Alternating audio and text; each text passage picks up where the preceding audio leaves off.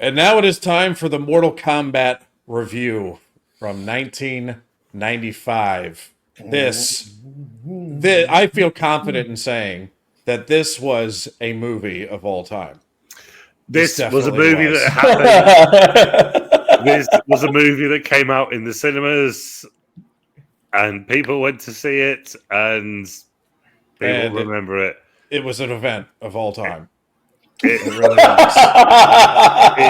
It definitely happened. Yes, this is Craig's pick for the week. This is going to be fun, to say the least. This is going to be very fun. Let me just start with some of the info here. This film was directed by Paul William Scott Anderson. I didn't recognize the name, so I looked up what other movies he did. Event Horizon, Soldier, the most of the Resident Evil movies. He's married to Mila Jovovich.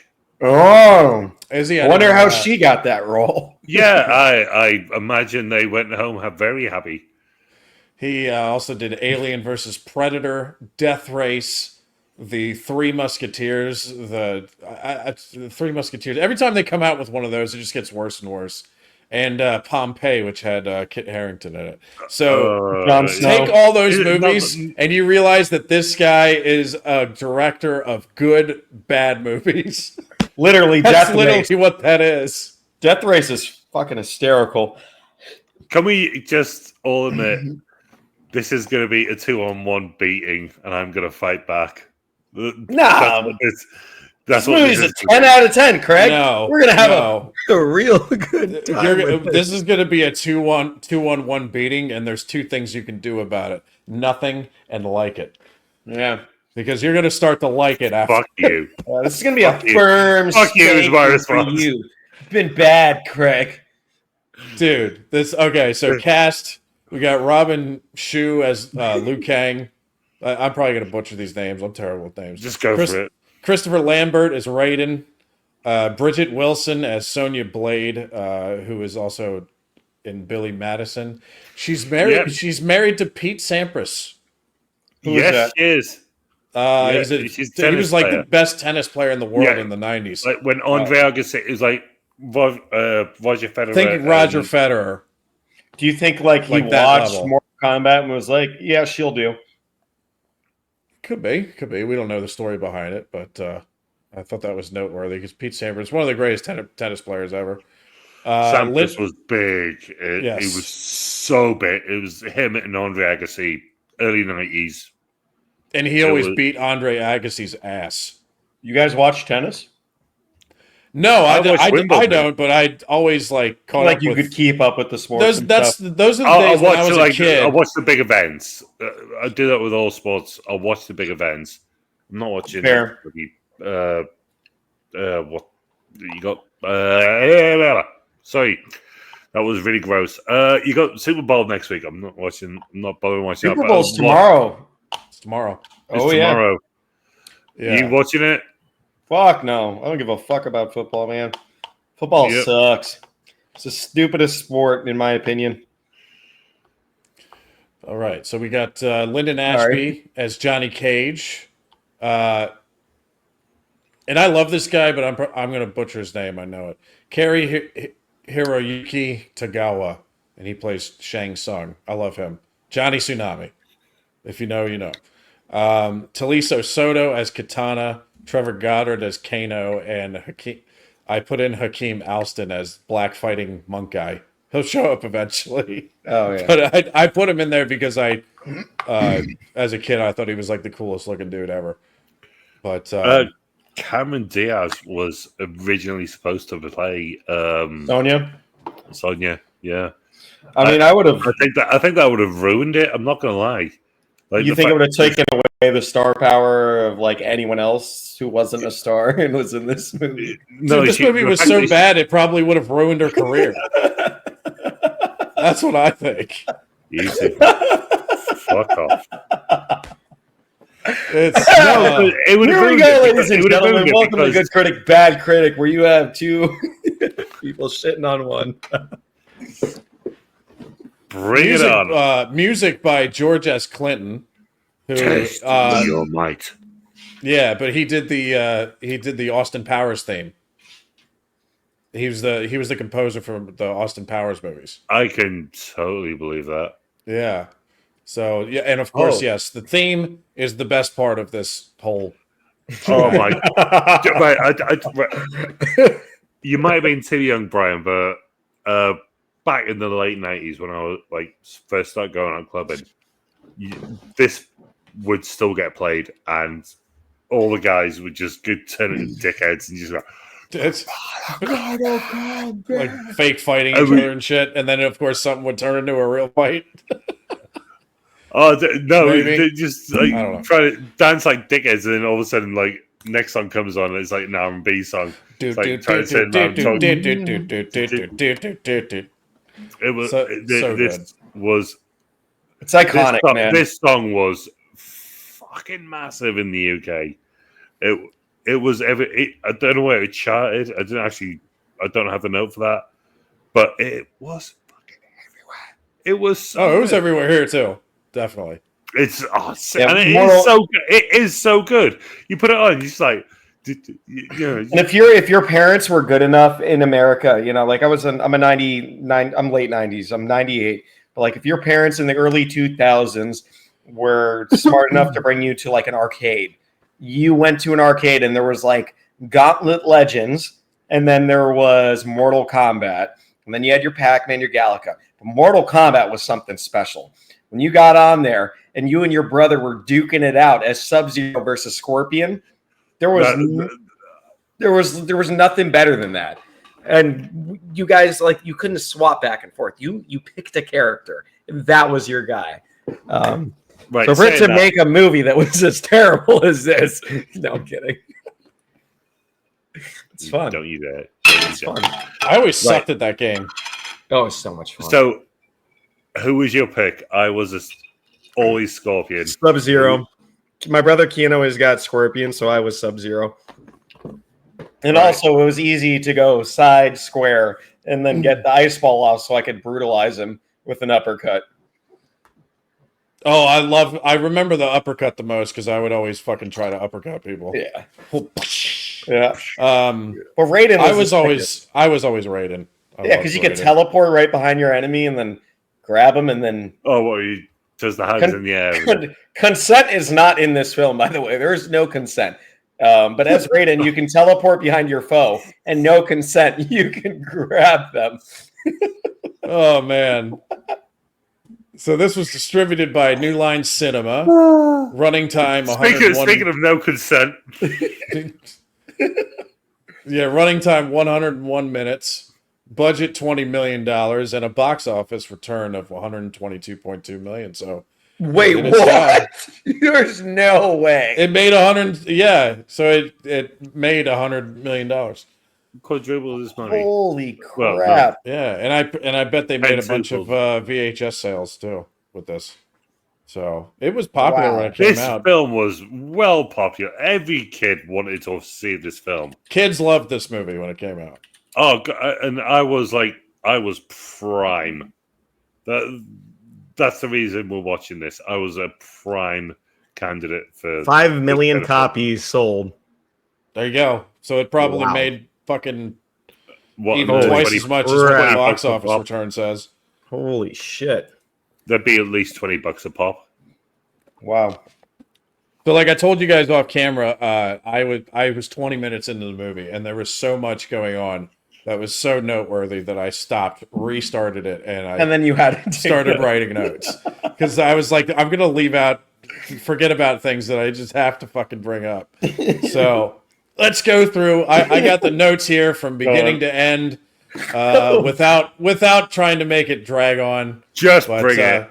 We're gonna start. So this movie opens up with the Mortal Kombat credits, and of course it's playing the theme. You got the Mortal Kombat symbol that's on fire, and it gets you fired up. This song, I think this song plays 3 or 4 times throughout the movie, and every time it's great. It comes in at the right moments. It does. Yeah, it's perfectly placed. It doesn't come. It's not like they over egg it. Yeah. Back up so my camera doesn't shake for John here. Yeah, he's keeping an eye on you with that. He is. So, all right. So the opening scene I have down: Shang Tsung abuses child under CGI clouds. I have. Right, I'll pull my notes. 2 seconds. Pull my notes up. Lou's 14-year-old brother fighting a wizard warrior. Not the best plan. Dude, he's abusing a child. That guy's Liu Kang's brother is like 4 foot nothing, and he's just getting. Shang Tsung is laying the smackdown on him, little backhands and everything. He backhands him and he falls. That's how. While he's holding his arm. That's how strong that backhand was. That was a pimp back slap. And not only that, but to set the tone. There's a lot of pimp slaps in this movie. There is. There's a lot. To set the tone for this movie, he gets him on the ground. He's face first on the ground, and Shang Tsung just puts a foot right up his ass. Oh no, that is straight from Enter the Dragon.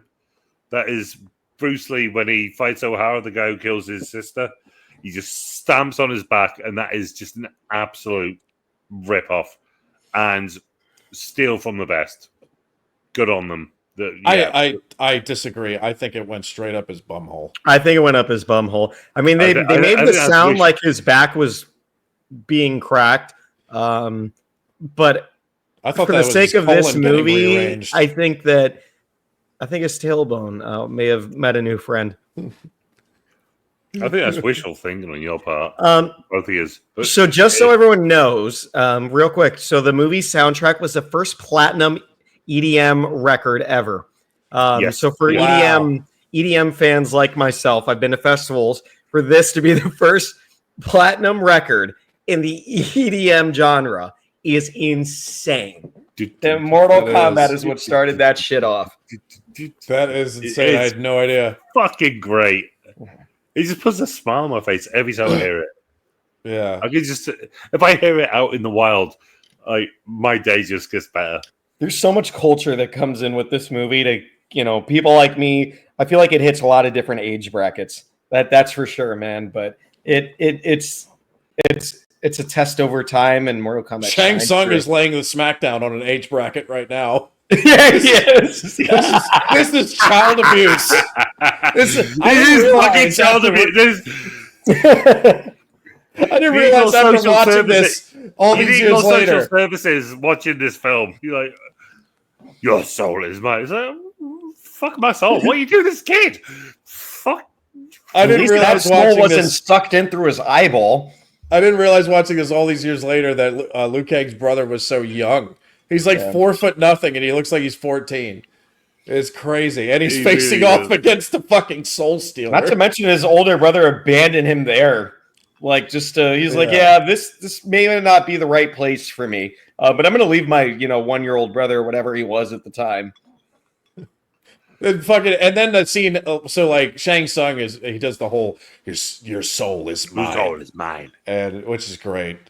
He does such a great. I'll say one thing for this. He's an awesome villain. He is. This villain is.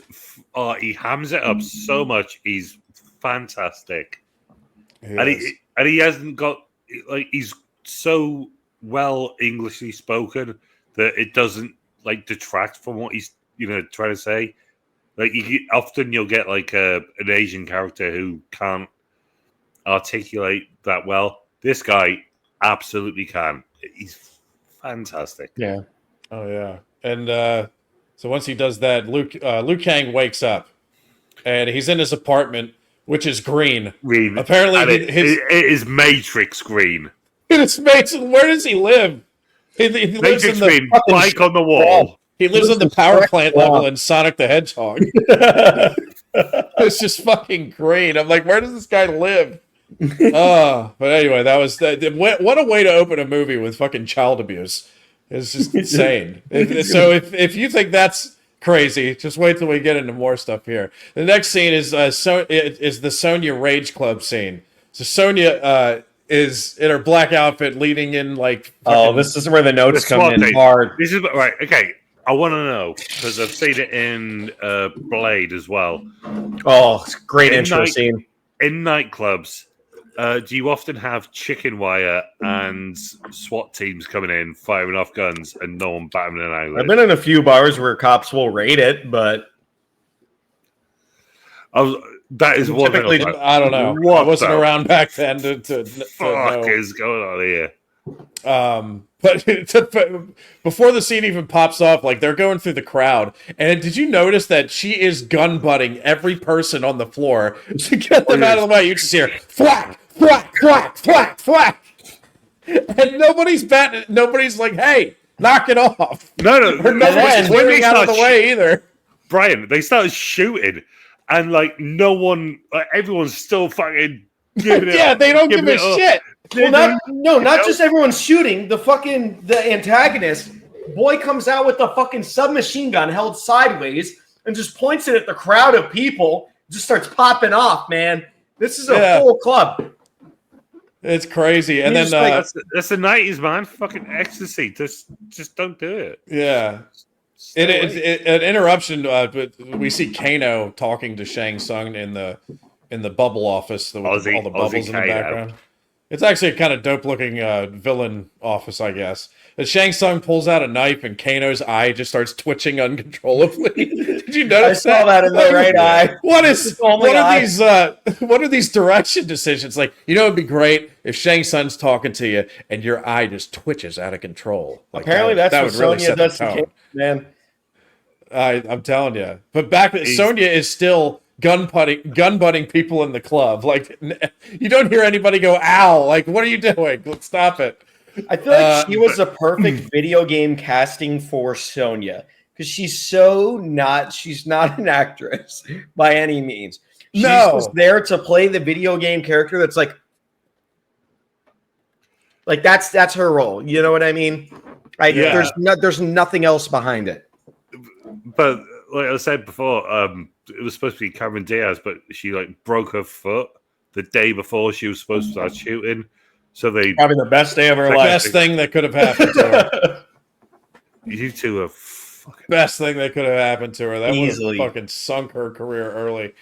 So a guy with the Uzi pops out, and Sonya shoots him with her 12 gauge, which of course makes him fly back through the glass like 20 feet. Oh yeah. Where's Kano? Yeah, it's ridiculous. I hate it whenever I see a shotgun blast and the person flies back like they got hit by a fucking Napoleonic cannon. It's ridiculous. If that happened, but you didn't get hit by that. You I just rewatched it. He actually flies back 20 fucking. He does. Oh my god. Does no one else have a problem with a sideways machine gun? Like, dude comes out holding the machine gun like this, and then just chooses to go, and then proceeds to start firing. As I'm the only person who's probably never really shot a gun, I couldn't comment. I've never shot a machine gun, so I don't know. I'll be right back, guys. 2 seconds. Carry on. Okay. All right, so Captain Quintano, this is the next scene where we get introduced to Johnny Cage. Oh, yeah. And what an entrance this is. He's in, fucking funny. The doors slide open, he walks in, and he faces 4 of the Matrix agents. Yeah. And they're all ready. They all start pulling out weapons. The first guy has a baton with a spike on it. The next guy has nunchucks. The third guy has a double-sided something that Vlad the Impaler would really like to use. And then the last guy has a stun stick. And it's like just the most over-the-top shit ever. And Johnny Cage says, "Let's dance." Which is that's just iconic action movie 90s lingo right there. Let's dance. It's something that you would hear right out of Lethal Weapon, man.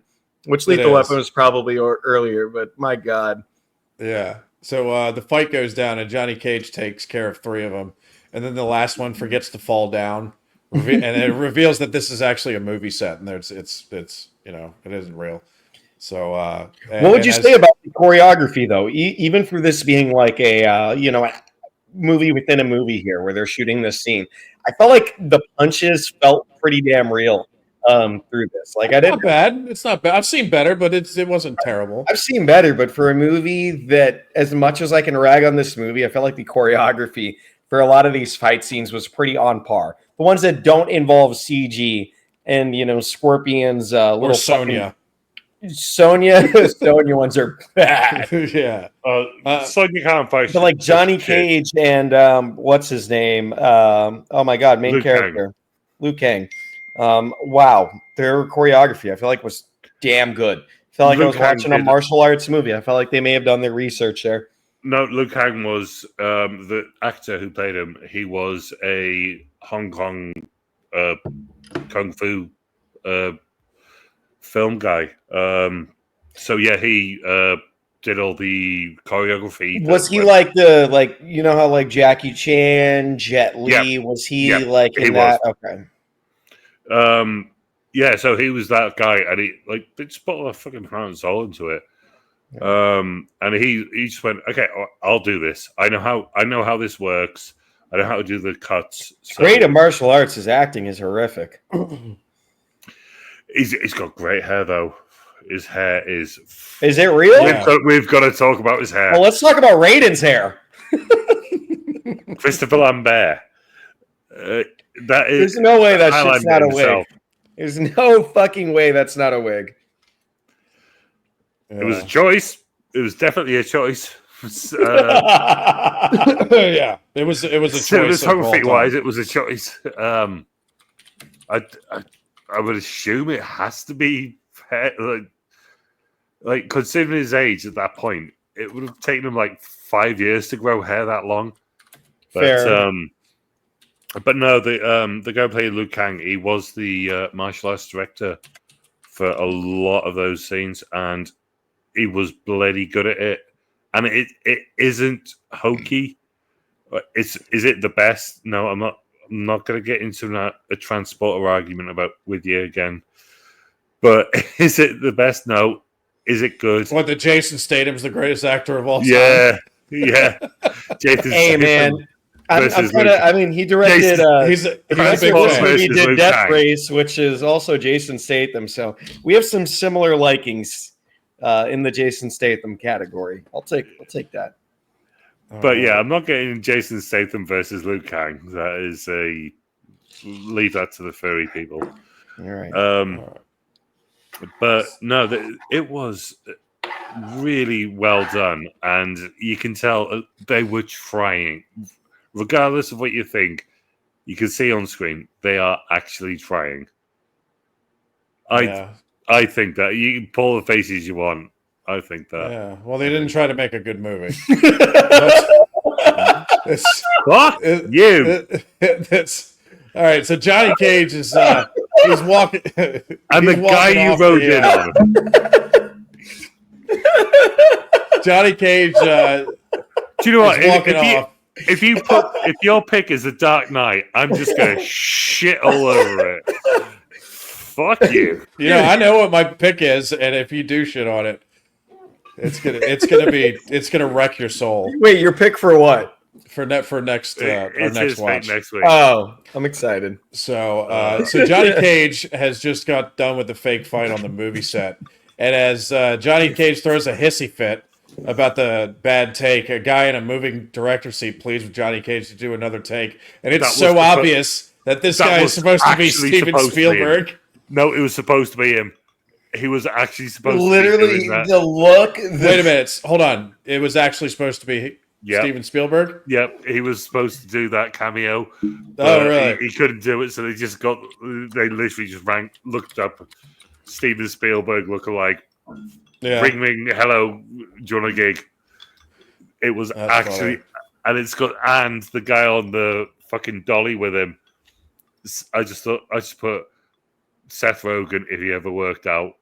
There's a guy on there, he's just Seth Rogen, but just if he stops smoking. Scheduling conflicts made him available. He was a fan of the Mortal Kombat series, so Steven Spielberg was originally very much wanting to play that little cameo. The characterization is somehow still reminiscent of Spielberg, and as Netflix film asked him, Spielberg showing up in the Mortal Kombat. Yeah, you're right on the par with that, bro. That's insane. That's Thank you cool. for doubting me. That's so cool. That would have been so. No, I don't doubt you there. I was like, if I can look it up, and I like to be that guy. Dude, I'm being a dick. Do you know what? That would have been so cool if they could have got Steven Spielberg to actually do that. Oh yeah. I think you're probably looking at like another 20 million on top of people knowing, oh, yeah, Steven Spielberg. Okay, right. I could imagine that happening. Yeah. I don't think I'm being stupid. Probably would have ended his career. Good thing him and Cameron Diaz were out on a date that night. Fuck the pair of them. We got so long to go, and Craig's he's already so mad at us. This is a movie that we wanted to do since the start. Yes. So it's like I told you, bring it. Just bring it. Oh man. So get over here. Liu Kang goes to a monk temple in China and decides to fight on their behalf, even though most of them don't want him to fight in their name. And then, why are kids in a monk temple? Because they're monks. They start from a young age, and they're taught the Shaolin ways, and they're there until they're 120. Where are the women? I don't know. But then Raiden makes his introduction, much to the awe of the monks who are terrified of him. So this is when we first see Raiden for the first time. The most out-of-place character in cinema fucking history. When he walks in, you're like, this makes no sense. He's just like this all-American, like fucking Mel Gibson-looking motherfucker who just walks in. Oh, God. Long hair. Way to keep the continuity going, because I didn't know where I was going to fit Mel Gibson in here. That's all right, dude. Mel Gibson can fit anywhere. Just to tell you, Christopher Lambert is French. Well, yeah. So he's about as close to America as he is to fucking Asia, wherever he's. Well, he looked like an all-American actor when he stepped into that role. Dude, your boy is French. He's called Christopher. It's not Lambert. It's Lambert. Okay. Well, Lafayette was French too. He was our boy. So. And not the Lafayette from True Blood. No, not that one. So Liu Kang calls him a beggar and chastises the monks for worshiping him, and then they have a little. Raiden does like a little arm flip, and that's the only fucking martial art or hand-to-hand action we see from him in the entire movie. Is that little flip? You forget about his. No, you forget about his. Lightning teleportation. Yeah, but I'm talking about like martial arts, hand-to-hand. No, that's all martial arts, dude. If you train hard enough, you can teleport yourself through lightning. You just Elon Musk has taught this in his special, dude. You gotta watch it. It is special. I didn't know he was a stand-up comedian. I mean, he's fucking funny. Didn't know he was a stand-up comedian though. Take it away, King. He hosted Saturday Night Live that one time, but I never watched it. So I don't know if he was going to whip out his wiener on Saturday Night Live. That's a different story, though. I'll send you the clip of that. That's the funniest shit you'll ever see. I don't know what that is. Is that like a fake thing or like a real thing? I swear to God on my life. He was doing an interview. Long story short, he was doing an interview, and he was like, I'm going to figure out if Saturday Night Live is really live or not. And he goes, what I'm going to do is I'm just going to whip out my penis right as the camera hits me. And he goes, then we'll really know. I'll send you the video. So he would have violated an entire nation watching. Oh, yeah. That's hilarious. I'm sure his lawyers advised him maybe not to do that afterward. Yeah. So really? Yeah.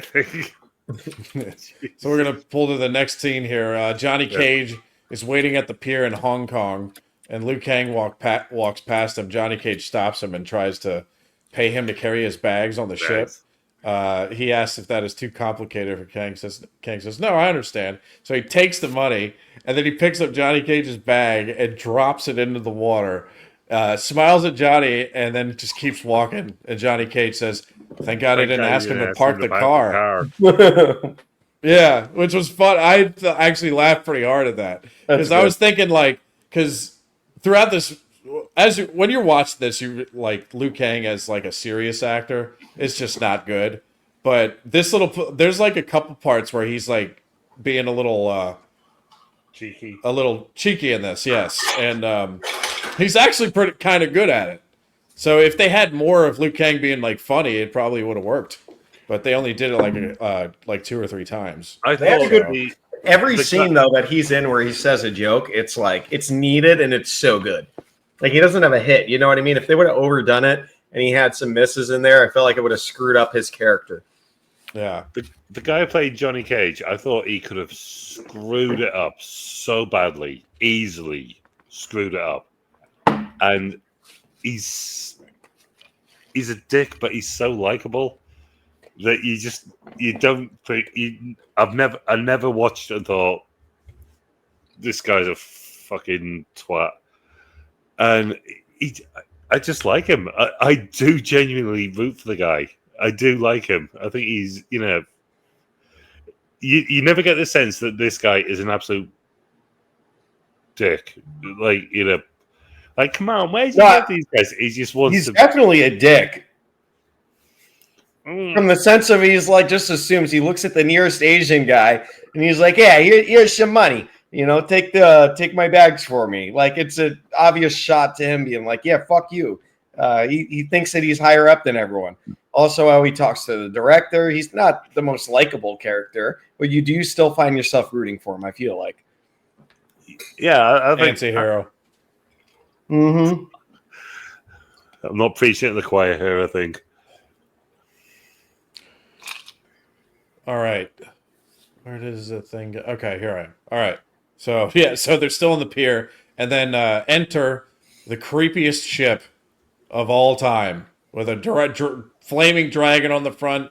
This thing looks like it's been through some shit. And as soon as it pulls up and the bridge extends so that people can get on. Sonya. And no, so the bridge extends so like people can start boarding the ship, and it's like a ghost ship. It looks so fucking creepy. And so the bridge goes. Yeah, so the bridge goes to the fucking let people on, and every single one of the fighters waiting to get on board. They should have immediately looked at this boat and said, "Yeah, fuck this, I'm out of here." It's their one shot at greatness, man. It looks otherworldly, dude. This might be my favorite sequence of the whole thing right here, actually. So, so Sonya then gets onto the ship, and she's got her pistol drawn. And Shang Tsung comes out of the shadows to introduce himself. Well, you missed a very big part about Sonya getting onto the ship. So when Sonya is getting onto the ship, when she follows Kano. Yeah, not to mention the ship is clearly shown left the port. It is on its way. So then you have Sonya that's sprinting towards this ship that is clear away from the dock. She would have to swim to get to the ship. When you jump to Sonya in the next scene, she's suddenly on the ship, even though the ship is moving clear away in the water. She's completely dry. As much as we'd all love to see Sonya not wet and moist. Yeah, there's a lot of continuity errors on this. Yeah, on this movie. First time director, by the way. Oh yeah, it shows. Should have been the last time. It should have been the last. Oh god, I can't wait! I can't wait for your trip to England so I can. Oh man, so. Sonya's on board the ship. She got her pistol drawn, and Shang Tsung comes out of the shadows to introduce himself. Liu Kang and Johnny Cage enter to back up Sonya, so they're now flanking her. Johnny Cage says, "Be nice to the lady. She's just doing her job." And Sonya says, "When I want backup, I'll radio for it." Yep. These fucking cheesy ass lines, man. And then enter. They also make you hate the character. Yeah, like you hate her off rip. Like she's just a. It's just like these lines just make you hate both of them, honestly. So Sonya, so now enter Scorpion and Subzero, who both they look pretty fucking dope. They look dope. They walk in. They look pretty fucking dope. It's pretty badass when they walk in. There's no way that these two are not going to look cool. Because even if you just play the video game, they're the two that you remember the most. They have that distinct look to them. Probably every time maybe Raiden. I would be Scorpion, Raiden, or Subzero, but Goro was nine times out of 10 Scorpion. Goro is who I remember the most just because I couldn't beat him. And he was like that first boss that you're trying to overcome that just felt impossible, you know? I never got to a boss because I was so bad at that game. I was always terrible at fighting games.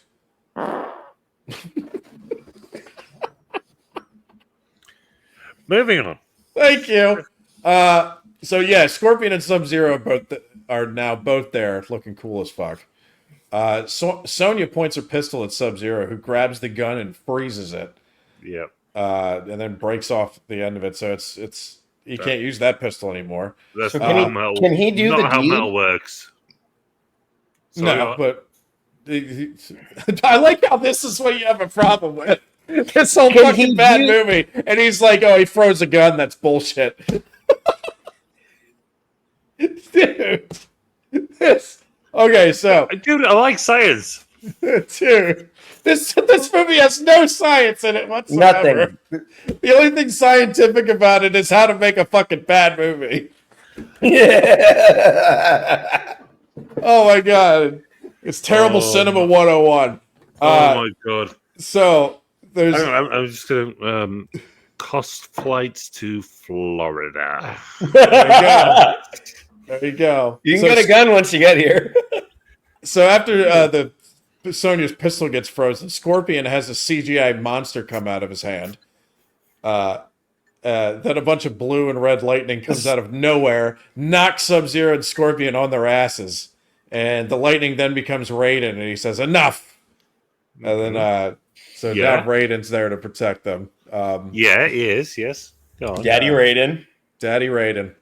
Fucking this Raiden Daddy is so Highlander. bad, and I still love him. I don't think so. Yeah. The lightning then becomes Raiden, so he's there. And then Shang Tsung apologizes for the misunderstanding. He and Raiden start going back and forth about the Mortal Kombat tournament. And Sonya says, "What tournament?" And this is where I fucking lost my mind. Because after all, dude, no. So these three are literally witness this fucking otherworldly shit. And the first thing out of their fucking mouth is, "What tournament?" Oh, yes. We're watching the lightning bolt of a man come in, a fucking weird-ass fucking lizard come out of Scorpion's hand, the gun turn into ice, and then that question is, what competition? What tournament? What are you talking about? I'd be like, I'm fucking out of here. Like, I'd jump overboard immediately. Get me away from these fucking otherworldly, godly creatures that are fucking having a showdown. So yeah, they just see this like godly showdown happen where otherworldly creatures are fucking fighting each other, and she says, "What?" She says, "What tournament?" There's literally no reaction from the three human characters who have no superpowers whatsoever. They're just standing there like. At least in like the Marvel Cinematic Universe, they're like, "Yeah, this shit's pretty normal now." These are three humans that have never seen anything of this, and they're just like, "Yeah, man, we're used to this." Like, it made no sense at all. Continuity error. A Shadow Monk, a female, CIA operative, FBI operative. Straight, what? And then you have an actor. Yeah, and an actor who is very good at martial arts. Who is not at all baffled by the lightning man that just stormed his way into the bottom of the ghost ship. I don't see any problem with this. Yo, get fucked. I can't. Dude, you live in Florida. Dude, you can defend a lot of shit. You can try to defend Interstellar with science. This movie is undefendable. There's nothing you can say for this movie to make any fuck sort of sense. The next thing that's Tell said me about is Van Helsing. Van Helsing, it makes sense, dude. We got vampire history, werewolf history going back to the sweet old ages. All right, we've had. When in any history book you have people being resurrected from the dead, you know, you got Jesus. Jesus. Exactly. So that's vampire shit. When the fuck in history do you have ice ball or pussy lizard coming out of the hand? Show me this shit. He's called Jesus. A vampire. No, I'm saying that resurrection, it has roots. Mortal Kombat is just. I have fucking. In Craig's defense, you could compare Raiden to a bunch of lightning Norse gods. mythology. Oh my goodness! You can compare Thor him in to particular. No, I know. I'm just saying. Zeus. Defending the continuity errors within this movie. You can't. I can and I will do it right now.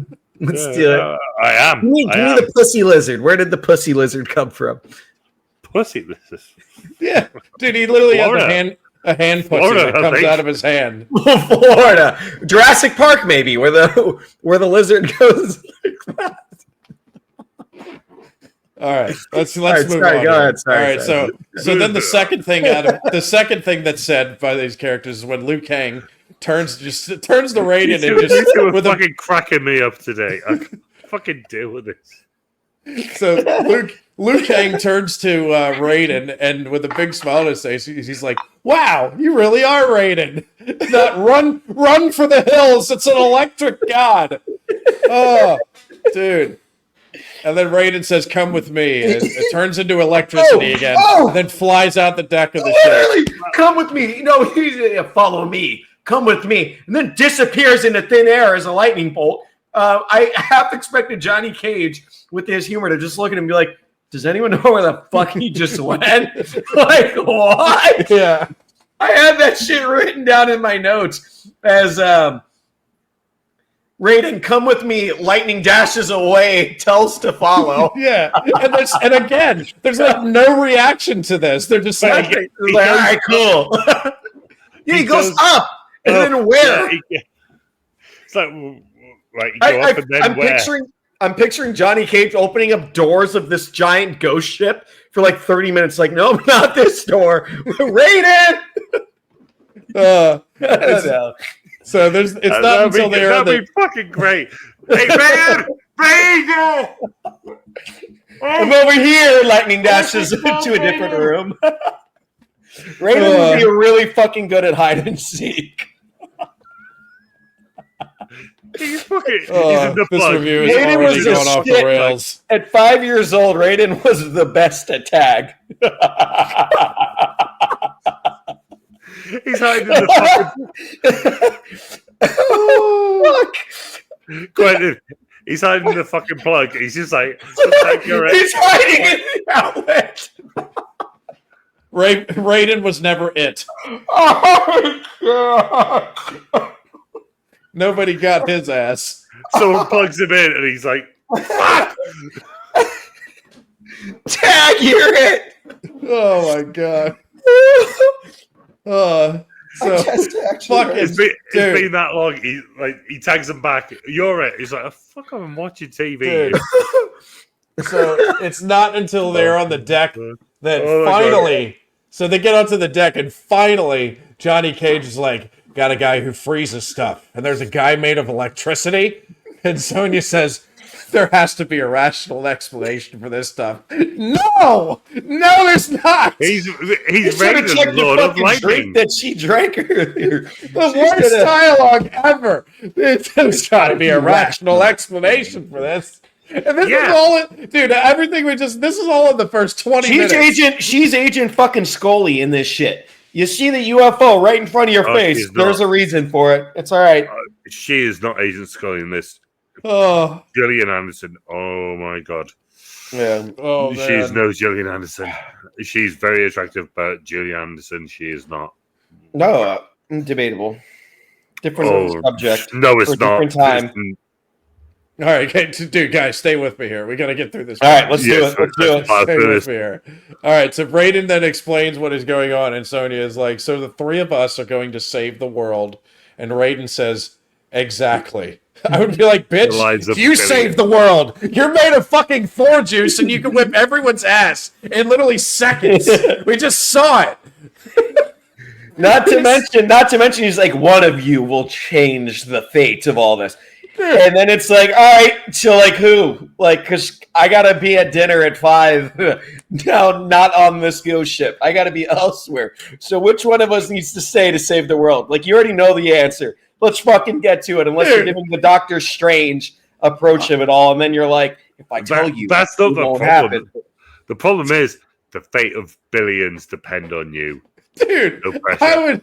I don't know why. Like, maybe it's just because it's my fault. But I'm like, dude, like, give it some sense of like realism, at least with the acting and like their reactions to what's going on. Something.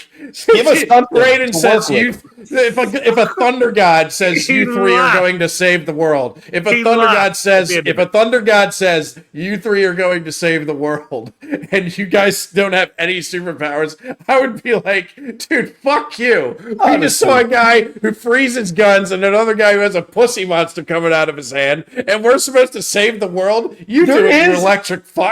There is a scene that kind of plays a little bit of humor into that when Goro's at the dinner table with Goro, and Kano was like, "Yeah, it's kind of what is it?" So Goro's with Kano. Yeah, Goro's with Kano, and he goes, "Yeah, the fight was a little unfair." He goes, "One guy was shooting ice out of his fucking hands," and it was like, "Thank God, there's a little touch of reason here." He's like, I saw his guts and everything. What is his fucking accent, by the way? It sounds like Australian, but Australian with the touch of Australian-ish. Can't say that. No, Australian with the touch of. No, yeah, I can't say that. He's a full of Aussie. Whatever you're gonna say that was offensive, don't. No, I didn't. I would never.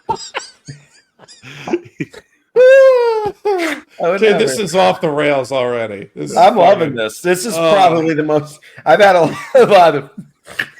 This movie is amazingly bad. We need to just review these movies. I can't believe how much fun I am just telling the pair of you that you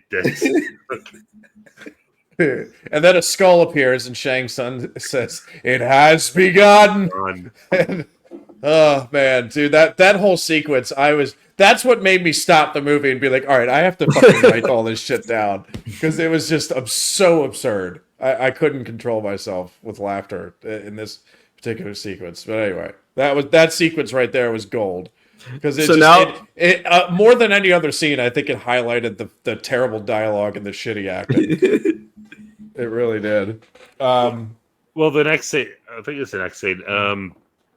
The next scene is where they go onto the beach and they're walking into where they meet Reptile.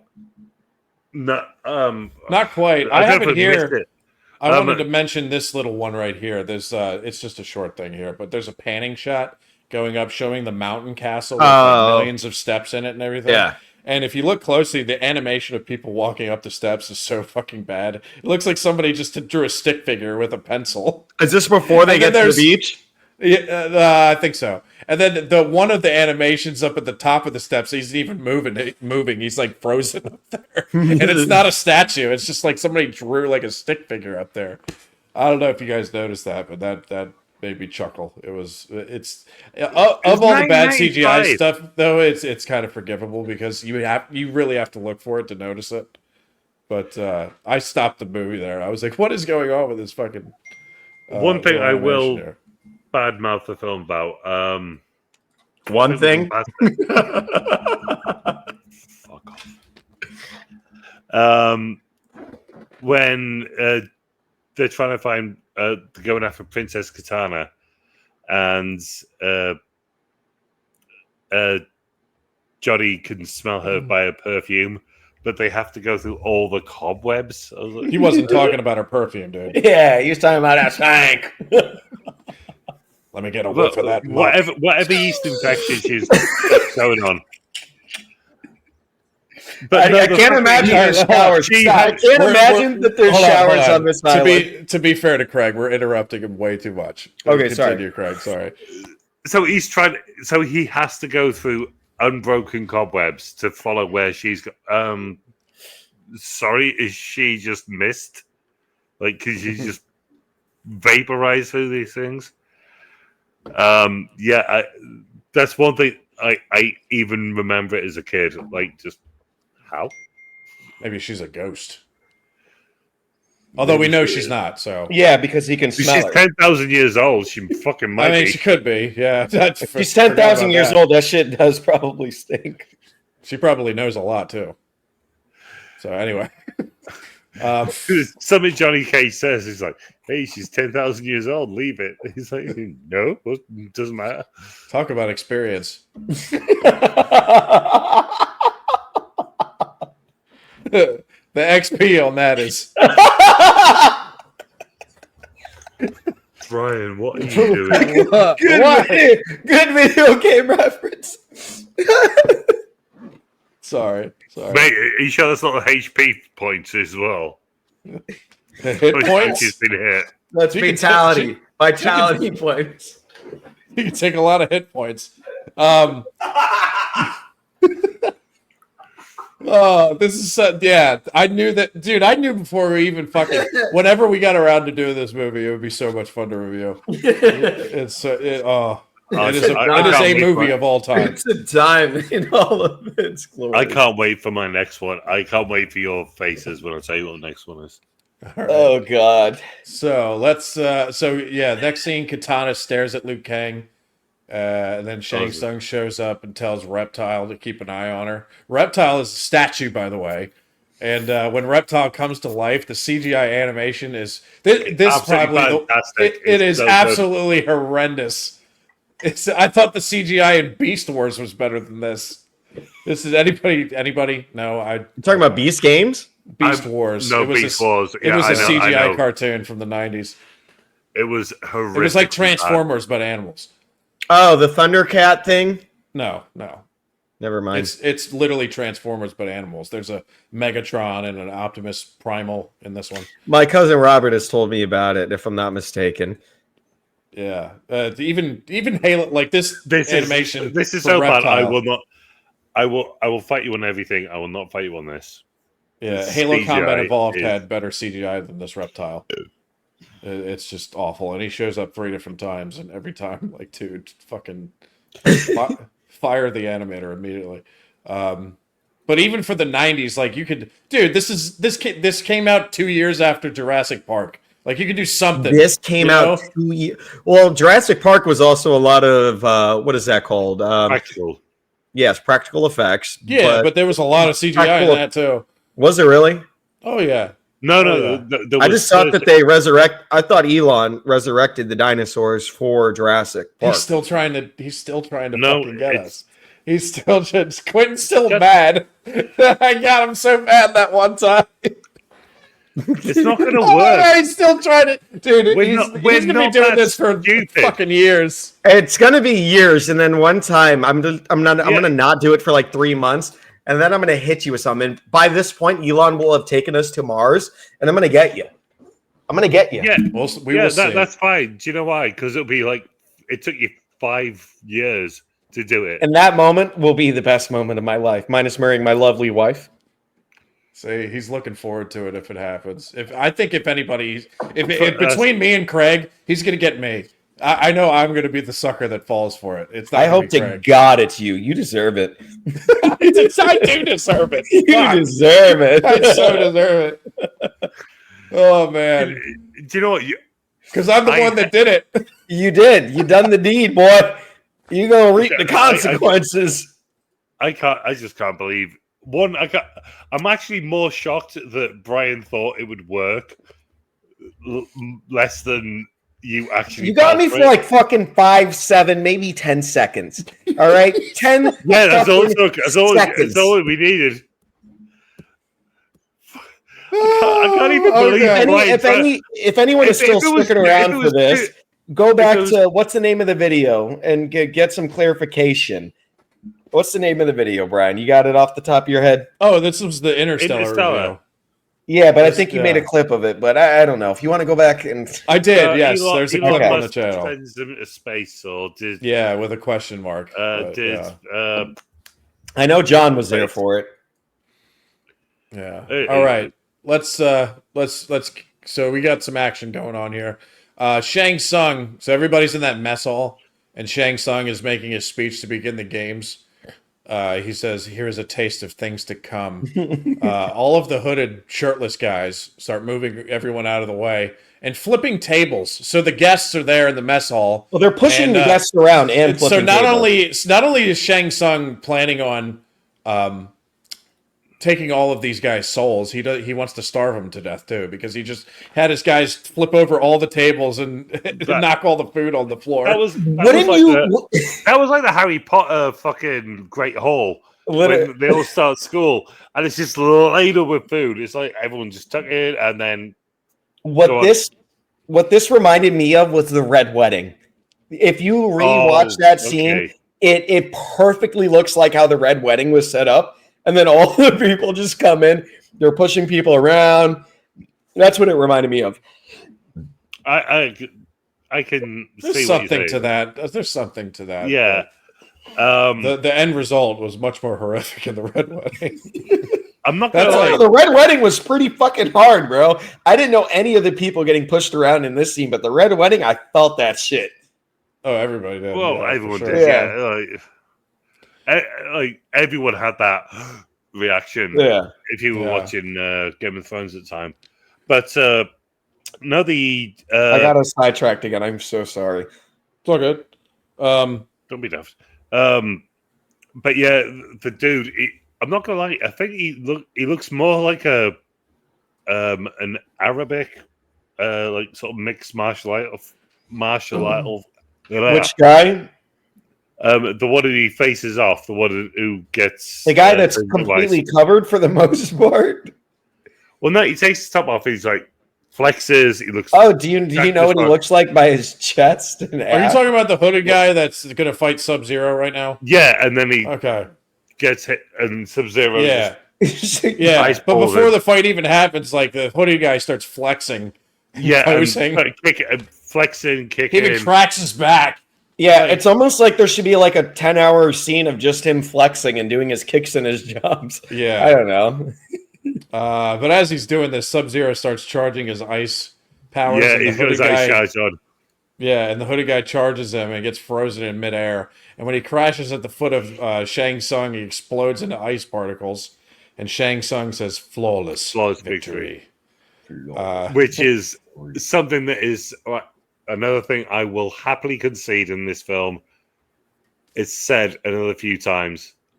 They're not flawless. Flawless victory is when you don't get touched by your opponent. Yeah, you don't get touched. I know that from the video games. When I got that on my brother, which was never, it felt good. Yeah, that's whenever Shang Tsung makes the announcements from like the games like flawless victory or finish him, I'm liking that stuff because I remember that from the game. So, but there's a few times it's like, no, you were punched in the face about 20 times. Well, fuck are you talking about? Yeah, that's true. Yeah. So after Sub-Zero vaporizes this guy, it turns to Johnny Cage and he says, "A little tournament," he said. "Good for the career," he said. Like, no. Dude, what are you saying that for? Just get out of there now. These people are not fucking mortal. You just watched someone got froze and exploded. You're an actor and just watch somebody have a freeze fucking ray thrown at a guy. And it made him explode into ice particles. Leave now. Like, there's that probably, of all the things in this movie, that probably bothers me the most when, like, something fucking extraordinary happens and otherworldly, and the characters just have, like, no reaction to it, or just like, meh. What if they can't leave? Like, what if they're like, all right, we're here. Our compass doesn't work at this point. The radio doesn't work. I don't think I'm getting the fuck back. So at this point, I got to shrug my shoulders and say, I'm here for whatever happens, right? Or at least find a nice big rock to hide behind. That's what I would do, yeah. Like, I mean, if you don't know how to get the fuck out of there, then yeah, you got to there's no way out of there. The ghost ship is gone. It's a ghost ship, you know? Yeah. It ghosted. Yeah, not to defend this film, because that's not my I'll tell you what, that, like, I'll just get it out now. The things I like about the movie are some of the set pieces I kind of like. The fight scenes are pretty cool, and Matt Payne's a fucking great, and the theme song. You can't go. That theme song is amazing. So, theme song from the video game. It's the video game. Once you get dope. Once you get past those three things, it's fucking tough. I still can't get over the fucking goddamn cartwheel. I don't know if I could say that. That fucking. We'll get there. We'll get there. We'll get there. Yeah, we'll get there, and we'll talk about it, and I'll tell you where you're wrong. Yeah. So Kano is eating. Kano is now eating a feast while our heroes are spying on him, and the camera turns to show four-armed the four-armed menace himself, Prince Gorum, who looks like Goro. It's Goro. I thought it was Gorum. Goro. Oh, okay, Goro. All right, sorry about that. So Goro. Yeah, you should be. No, I'm kidding. Yeah, I should be because I fucking heard it like 20 times. This guy looks like the embodiment of a Ninja Turtle with fucking syphilis. It really does. There you go, Quentin. I did it for you. Syphilis! Syphilis. Let me write it down. We got the syphilis mentioned in there. Oh, God. So, do you want to know how much this animatronic cost? I'm going to guess. Yes, I do. $1 million. Quentin Captano, you are going home with a new car. Exactly $1 million? It cost $1 million. All right, hear me out. My first guess was 150,000, and then I went crazy. So what did I win? I got a new car? Yeah. Can it be made of Goro's limbs? Sure. So it'll last for 4 seconds. So you're telling me that this is a $20 million budget and $1 million was spent on Ninja Turtles syphilis? Ninja Turtles 3. Let's get this right. Ninja Turtles 1. No. Ninja Turtles 1 is really good. Ninja Turtles 1 is one of my favorite movies. I was going to say, Ninja Turtles also built an insane franchise. Oh my God, the money that they raised in. Holy fuck. Dog shit. I watched a documentary on it recently on the Ninja Turtles franchise. But Ninja Turtles 1, though, is worth watching. The one from 1990. Yeah. Okay. I would actually argue that it's a good fucking. Oh no, it's a fucking great movie. I genuinely love it. Me too. Unironically, there's no nostalgia. It's like, no, this is just a good movie. Yeah. It was biggest indie film until Blair Witch. I think I've said that before. Blair Witch is so interesting. Blair Witch is terrible. Blair Witch is absolutely terrible. Anyway, so Prince Gorum, four-armed fuckwad. Goro. So Goro. Goro. I'm gonna keep saying because I have it written down as Gorum a lot. Goro. So I want to mention, by the way, Shang Tsung has the worst security in this scene. There was nobody there to stop Cage, Sonya, and Kang from sneaking in there. And the place they sneak to just happens to overlook the villain lair. I have this written down in my notes. I just super fast. When their heads, it's not like they're peeking over the ledge, right? So let's say that this is the ledge. Their fucking bodies are like up here, and they're just like, yeah, dude, like, yeah, that's crazy what we're looking at right here. They're not trying to hide, like it's just they're there, bro. It's Indiana Jones Temple of Doom. It's when they're all watching when the heart's getting ripped out. Ritual. This was Indiana Jones Temple of Lame. That's in Landfall. That should be the title of this video. Oh, dude, they're little great. Oh man, so fucking. But you see what I mean? Like nothing was thought out in this movie. Like we're just gonna have them overlooking a thing in there. Nobody can see them, even though like half their bodies are showing. This was a troubled production. So was fucking Gladiator. Like Gladiator was like one of the greatest movies ever made. Like you can't blame it on that. Well, Gladiator, being helmed by bloody fucking Ridley Scott, one of the greatest directors of our. Hey, this was this director's first shot. Yeah, it was his. It was his first shot. And you two are fucking. How many great directors are out there that killed it on their first chance? It was first of many shot in the darks. Oh, God. You two are fucking dicks. Well, when you say it like Michael Caine, I can't help but feel remorse. Good. I'll help you save the world. I hope you feel fucking bad, you little. I really wish I could. I need to fucking practice a Michael Caine accent. Like, I want to read like some of these notes in a Michael Caine voice. Shang Tsung. Boy, get back to me when you do. Boy. I'll speak to you then. Boy. So Shang Tsung finally realizes they were being spied on and sent some goons to go after our heroes. So a powerful villain with terrible security. Liu Kang then goes further into the tunnels. he comes across the CGI hilarity of Reptile, who sprays him in the face with that mist. I think, Quinn, you talked about that before we fucking went on wipes camera. it right off, man. He's just like, oh, ow, cool. All right, I guess I'm fine. There's a mortal human being that got fucking acid sprayed in my eyes, but all good now. Got a movie to get on with. Got any logic there that you can try to hit back with, Craig? Well, obviously he couldn't see him, so Reptile sprayed it in his face. So yeah, why would he know that was going to come? No, not why it's going to come. Why the fuck did he just brush the acid off like it was paper mache off of his face? He was just like, all right, I guess I'm good. Next scene. I'm assuming it turned into some sort of powdery form that he was able to wipe He didn't do cocaine. He's not about that. Liu Kang is a monk. He does not indulge in such things. Oh, God. I don't fucking know. All right, cool. So the three of them are going to enter the villain lair where the feast was happening, but there's nobody there this time. Sonya says she smells something, and it is bullshit. Oh, no, yeah, when she comes out, because he's smelling a perfume. That's what he says. That's how he's followed her. I smell something. Bullshit. And that is your... and Johnny Cage goes... Yeah, he did. Me. Do you know what, dude? I can imagine you doing that. I would do something like that. That's why it made me laugh. Then three goons appear at the top of the stairs, and the Mortal Kombat theme kicks in. Yes. And three more guys appear. I am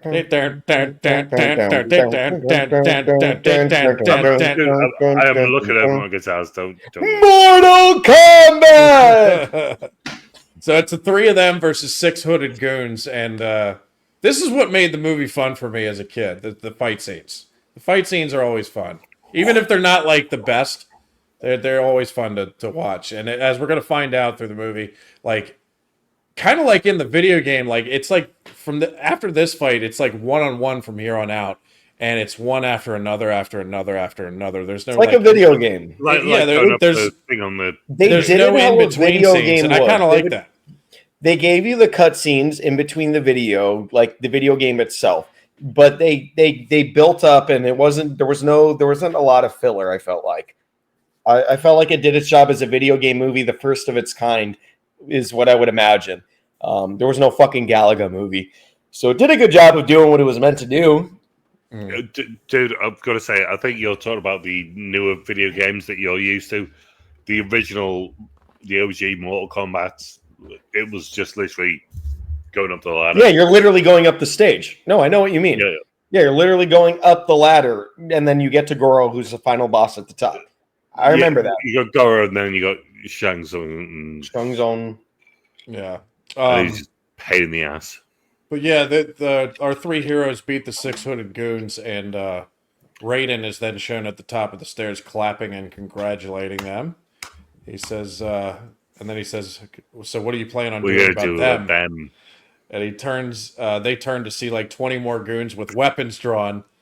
And before they charge our heroes, Raiden raises his finger, which is shooting sparks of electricity. Yeah, and his eyes. I don't think so. So he's kind of got that trailer voice a little bit. He's got that beautiful French accent. I don't think so. It's just oh my god! I just realized who he looks like. Who? The guy from Hung. Oh my god! Oh my Thomas Jane. God. Thomas Jane. Hung. That sounds like a. Yep. Film he looked. It's an HBO show. It was pretty funny. It was a funny show. Sorry, keep going ahead. I'm just like in a lot awe. of boobs and ass in that too. Anyway, so yeah, he says I don't think so, and then Raiden escorts them out of harm's way. Everybody just gets the fuck out of the way. He's got like the spear, and he just like throws it to him and goes, "Hey, you're lucky you stopped us." The most American thing ever, but it's actually really charming. He's so good at doing that. Yeah. He really is good at getting like just getting you on his side. Just my own personal opinion. Sorry. This movie, no, you're good. This entire movie, I was on Shang Tsung's side. I fucking dude, he's the one that I like. He's had a thing for Sonya throughout this entire movie. It's insane. Yes, he has. He's like, oh, I cannot no wait to consent. get my hands on her. No consent needed. Oh. Wait, that's French. Oh, sorry. That's easy French. Now in French, you got me all fucked up. Oh man! All right, so now we're getting to. We're finally getting. I cannot wait to sexually violate her. What are you guys, Pepe Le Pew? Oh, I got a little surprise for you, my friend. That's exactly it is in my penis. Oh. I remember oh my god! Post saying, "How the fuck is Pepe Le Pew is also a little violating." Yep, no. My man doesn't take no. Consent forms were not in the Looney Tunes. No. I remember putting a post up on Facebook. How is Pepe Le Pew not being done for the Me Too movement? This good question. Shit. It's a good, honest question. Oh man! All right, so we're gonna get to the Mortal Kombat tournament is finally gonna begin here. It's gonna be the first fight. It's daytime, and Liu Kang faces who I like to call badass dreadlock guy. As a kid, I was like mad that this guy loses this fight because I was like, this is one of the coolest looking dudes I've ever seen. And his hair was fire. It was fire. It was fire. I think this guy, like in his real life, was a martial artist. The black dude. He would have had to have been a stunt actor like that. But there is a Brazilian, like it's like martial arts meets dance. So they literally sort of dance, but they're throwing legs and fists. And yeah, that I think that's what that guy's doing. But yeah, it was like super cool. And you know what was not super cool? Before the fight, when they start posing and the dreadlock, I was like, oh, maybe he's not as cool as I remember because he starts going, fucking, I was like, dude, just fight, just shut the fuck up and fight, please. Your coolness level is coming way down now. Hey, do you speak Spanish or Portuguese? No. Well, I know some Spanish, but not fluently. I can count to 10. I can count to 100. I can count to 3. Really? Yeah. They fight. So they're fighting with sticks in this fight. And but both stuff fighting. Yeah, and it's a pretty even fight in the beginning. This fight actually might have been my favorite fight from the movie because I don't know if you guys felt similar in a way, but it felt like two Jedis with two double-ended lightsabers for like a minute, because they're fighting each other with those sticks. It would be like two Darth Maul squaring off a little bit. That I can see where you get that from because that is so much of a thing of your part of your past. There's probably somewhere in. What do you mean a part of my past? I wasn't a Jedi. What do you mean? You mean because I'm a Star Wars fan? Yeah, careful not to talk about the Jedi, dude. We're in the Empire now. Yeah, sorry, Brian. I forgot you're the youngling that survived. We're in the Empire of Kathleen Kennedy. Anyway, I thought it was. I thought the fight was kind of cool because it felt like two like Darth Maul lightsaber. Yeah, I'm watching it right now, and it's a little. It's not as methodical. I thought the leg kick there was crazy though, where he gets kicked in the face. Like it seems like some of these actors like actually took some punches and kicks during some parts of this movie. But dude, I don't know if that's because of the stand effects. That is all Chinese cinema, and so he was Liu Kang's actor was the guy who directed everything. Like he just took on that role. They just do everything for real. It's like like, okay, fuck it. Instead of trying to work out a choreography for how to make it safe, I'm like, I'll just fucking kick you, and it'll be quicker and easier to do that. Well, I guess they better get it in one take before the bruising sets in. Yeah, well, you get it right. You get it right, then you got the take. That's it. Yeah. I wonder how many takes it took Liu Kang to end the fight with a double-footed jump kick to the dreadlock guy's chest. That's how the fight ends. That's the way it ends. That's like his finishing move. That's like his Stone Cold Stunner, and it's like, that's it. Your bicycle kick. Bicycle kick. When he does it, Shang Tsung steps down and goes to the guy in the dreadlocks. Yeah, he's on the ground. Your soul is mine, and then he starts to take his soul from his body, and the guy turns gray, and Shang Tsung says, "Fatality." Well, he also says. He says fatality. Yeah, he does. I'm watching it right now. Victory. He says fatality. I don't think he says fatality in this one. He says fatality. Yeah. I'm literally on the clip right now where the dude. This is but once we get, now that we're in the tournament part of the movie, this is where it's just one fight after another, after another, after another. There's no bullshit in between scenes. I think they had to do this because it's such a bad movie already that they got to take the shit even more shitty acting out. That was my guess. I could be wrong, but anyway, the next scene is Sonya Blade versus Kano, who walks out shirtless and blows Sonya a kiss. Baby. If it wasn't for this guy's... Sonya won't do any blowing in this movie. No. If it wasn't for this guy's mannerisms, I would be like, whoa, this guy looks... He kind of looks fucking cool. But the way he acts, I'm just like... I fucking love this guy.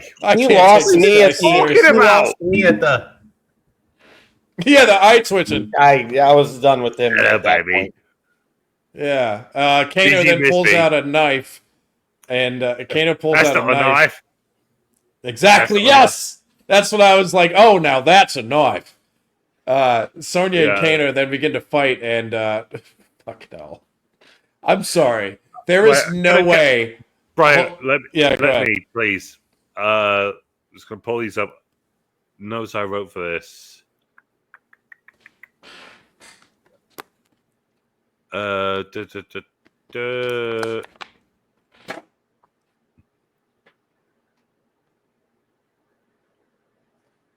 Okay, so notes I wrote for this. She can't fight for shit, and back punches. Middle. Dude, don't keep sending me off. Dude, I'm sorry. Even if she had moves, I have no way believing that this massive muscle-layered man is going to have any trouble with this 130-pound swimsuit model. No. There's no fucking way that this would fucking work. Like, I'm sorry. And because she is not convincing with the way she moves at all, it makes it so much worse. It's funny. There's a scene in this entire fight scene where, you know, the fighting is going back and forth. And then finally she goes in for her knee, and Kano just effortlessly, like, grabs her knee, and he's just like, yeah, no. And he, like, throws her to the side. I'm like, yeah, that's how the entire fight would make sense here. It's like... Yeah, this fight I can't defend, because what would you do? You just swarm her. You just go after her. Just swarm, get on top of her, and just, beat down. There's going to be some, like, Taekwondo guy in the comments. It's like, actually... What, defending the Sonya? Yeah, he's going to be like, well, she knew what she was... So. I mean, if there's someone who knows what they're doing, that trains in martial arts compared... I mean, granted, against Kano, yeah, never mind, because Kano's trained in that shit, too. I'm just thinking from my mental... own perception. Like, no, just fucking swallow them. Swallow them. Fucking tank them. You just what? Tank. I would hit them like a tank. What did you say it for? Fucking Quentin's ears perked up when he thought you No. said swallow him. What did you? Swarm. Oh, I thought you said, yeah, just fucking swallow him and he'll be done. Just like, oh my God, you're probably right. Jesus fucking Christ, how big do you think I am? I'm not Galactus.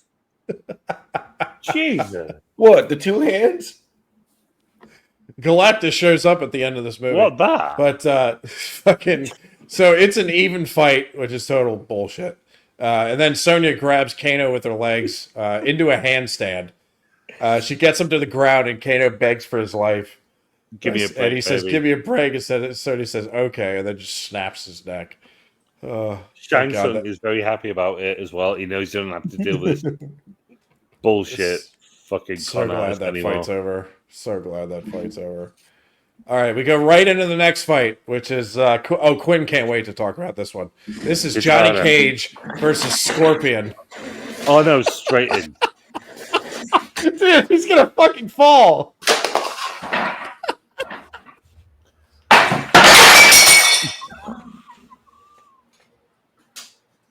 Yeah, what did you do?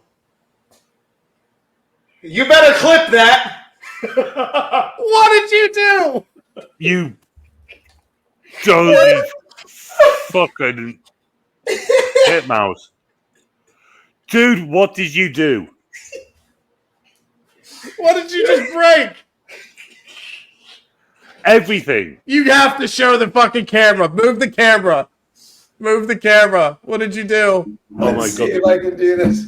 The wife is on the way downstairs right now. Oh, no.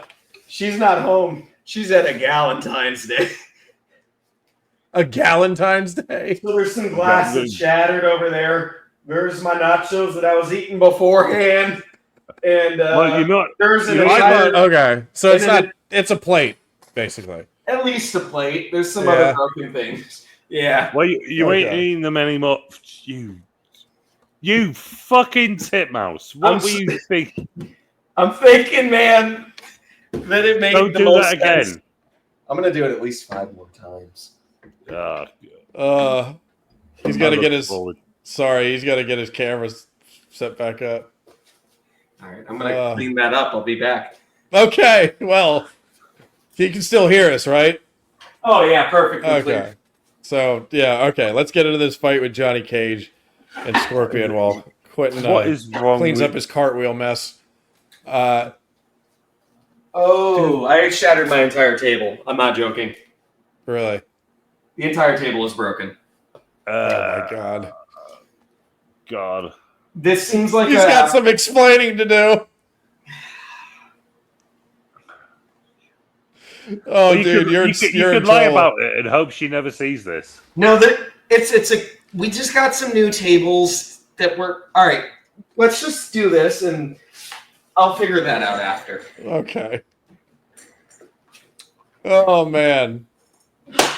How is it I can't believe that Kombat happened. isn't the worst thing that happened on this live stream?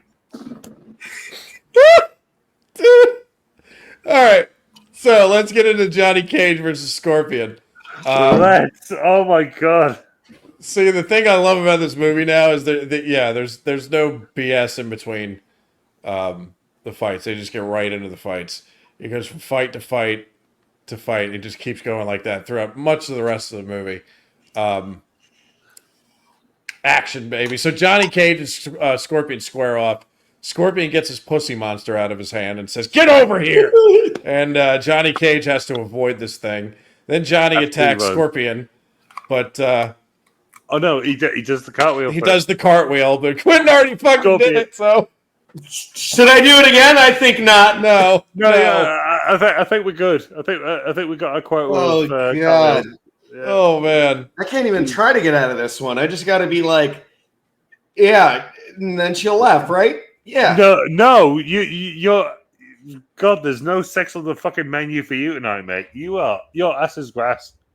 You're in so much trouble. So Johnny attacks Scorpion after the cartwheel because we just gotta get past that now. Yeah. Before he does another one, Scorpion sucks him into another realm, like which into is made hell. of it's made of wood and bones, and it does. This is the one set piece where I was like, this looks like it would be in the video game, like a level that they're playing on, in the video game. From what I remember, It kind of is reminiscent of Rome. I think it's just to the shield and the spear. Like, not Rome, reminiscent of the TV Rome. show. It was like fucking shit. It looked like a bad game of Chutes and Ladders. It didn't look anything like. It looked like maybe like one of those ancient building sets like that they would use to like build things that were tall. Maybe I don't know, but I didn't connect anything with Rome in that one. It just looked old. So It did. I think my natural connection was to go for Rome. Yeah, I don't know what this place was supposed to be. But it I kind would of have looks thought cool. hell. If you put a gun in my head, hell. I could see that one. It could be hell, And definitely. then he gets the shield and Captain America. This fight is kind of it's pretty entertaining though. This is like the one time I also noticed like there's metal music playing in the background. Oh, the Scorpion fight. Yeah. Yeah. So Johnny Cage then at one point gets on a crossbow and does some gymnastics to get up higher, and Scorpion is furious and says, "Get down here!" Yeah. Johnny Cage then falls through fuck all and should be dead. He hit like 50 pieces of wood on the way down from like 100-foot drop. He should be dead after that. Dude, he works for AEW. That's how he does it. AEW. Oh god. A lot of those wrestlers should be dead for some of the stuff they do. Scorpion then gets in front of him and rips off his mask to reveal that he is a living skull Skeleton. with flaming eyes. He then breathes fire like a dragon, but Johnny Cage grabs a shield to stop it. And then Cage then finds a random spear on the ground and throws it at Scorpion, hitting him in the arm. It's kind of like a grazing shot, but it wounds him, and his arm just sets fire. Flame. Yeah, it bursts into flames. Because that is exactly what would happen to a Japanese undead living zombie skeleton. That's how it works. Oh, yeah. Okay. So Cage then uses the shield to dice up Scorpion, who is on fire and bleeding lava. His whole body then sets on fire and explodes, throwing his body parts everywhere in little pieces, and a signed picture of Johnny Cage falls to the ground. This is just a question for me, because I was like, what does that mean that Scorpion was a massive Johnny Cage fan the entire time? Like, did he have a picture of Scorpion in his fucking robe or whatever? I mean, a picture of Johnny Cage in his robe the whole time? He could have been. Because it was a signed picture from Johnny Cage. I don't think Johnny Cage would have been walking around with that. Oh, no, I think it was more Johnny Cage. I think Johnny Cage was just, hey, it's my biggest fan. He's so conceited that he's carrying around his own autograph. Yeah, he's like, hey there, here you are. Have my signature. Have my 8x10. And there you go. Yeah. So I just chopped your head off. Yeah. So that fight was pretty cool. The next fight is Liu Kang. He now has to face Princess Kitana, who she wants to do more than just grapple with this guy. Let's be real here. Well, all she does is arm bars. She gets him in 2 arm bars and just. She does more than that. Here's the thing, though. They begin fighting, and I immediately think that Kitana is a much more convincing fighter than Sonya is. She's actually got. I thought she actually had some moves on her, and did them with the limited moves that she had. She actually did them quite well, which makes the scene even funnier because Kitana is not actually trying to hurt Liu Kang, while Sonya was trying to fucking totally discombobulate Kano with every fiber of her being, and it looked terrible. It's just the contrast. I felt Kitana, like, with the limited moves, she actually pulled them off, like, with some convincing, whereas Sonya, no, nothing. Nothing was convincing about her. No, there was nothing convincing about her. Worst actress I've ever seen on screen. Cameron Shut Diaz up. would have been Shut ruined. up, you. Freaking Muppet. Oh, break of the table. Sounded like he broke something. But anyway, Kang No, and I agree. But yeah, the whole use the element that brings life. It's like, just say water. yeah, but Kang and Katana stop fighting, and Shang Tsung is not happy about it. So they kind of like make a truce, and Shang Tsung is like, "Hey, that's not part of the deal here." So I guess that ends in a draw. I don't know. Yeah, they leave it. They're happy to leave that one. It wasn't a fight to the death. There's no your soul is mine. Yeah. Next fight, we got Liu Kang versus Sub-Zero, baby. They face off and start beating the crap out of each other around that mess hall. They're fighting in that mess hall from like the opening scene of the tournament, I guess. As fun as these fights are, here's why I don't. And this one's a good one. I like this one. But as fun as these fights are, here's why I don't understand Mortal Kombat. At least the movie version. If you have powers like Sub-Zero has, why don't they just use them right away instead of messing around with all the martial arts shit? You know what I mean? Like, if you have powers like that, just fucking use them. You don't need to fucking fist fight. The plot. That's yeah. Right. That's a plot. shitty answer, but yeah, the plot. Yeah. That's why. But still, yeah, I'd still be like, dude, Raiden, it's all you, man. You take care of business. You can beat all these guys. Oh yeah,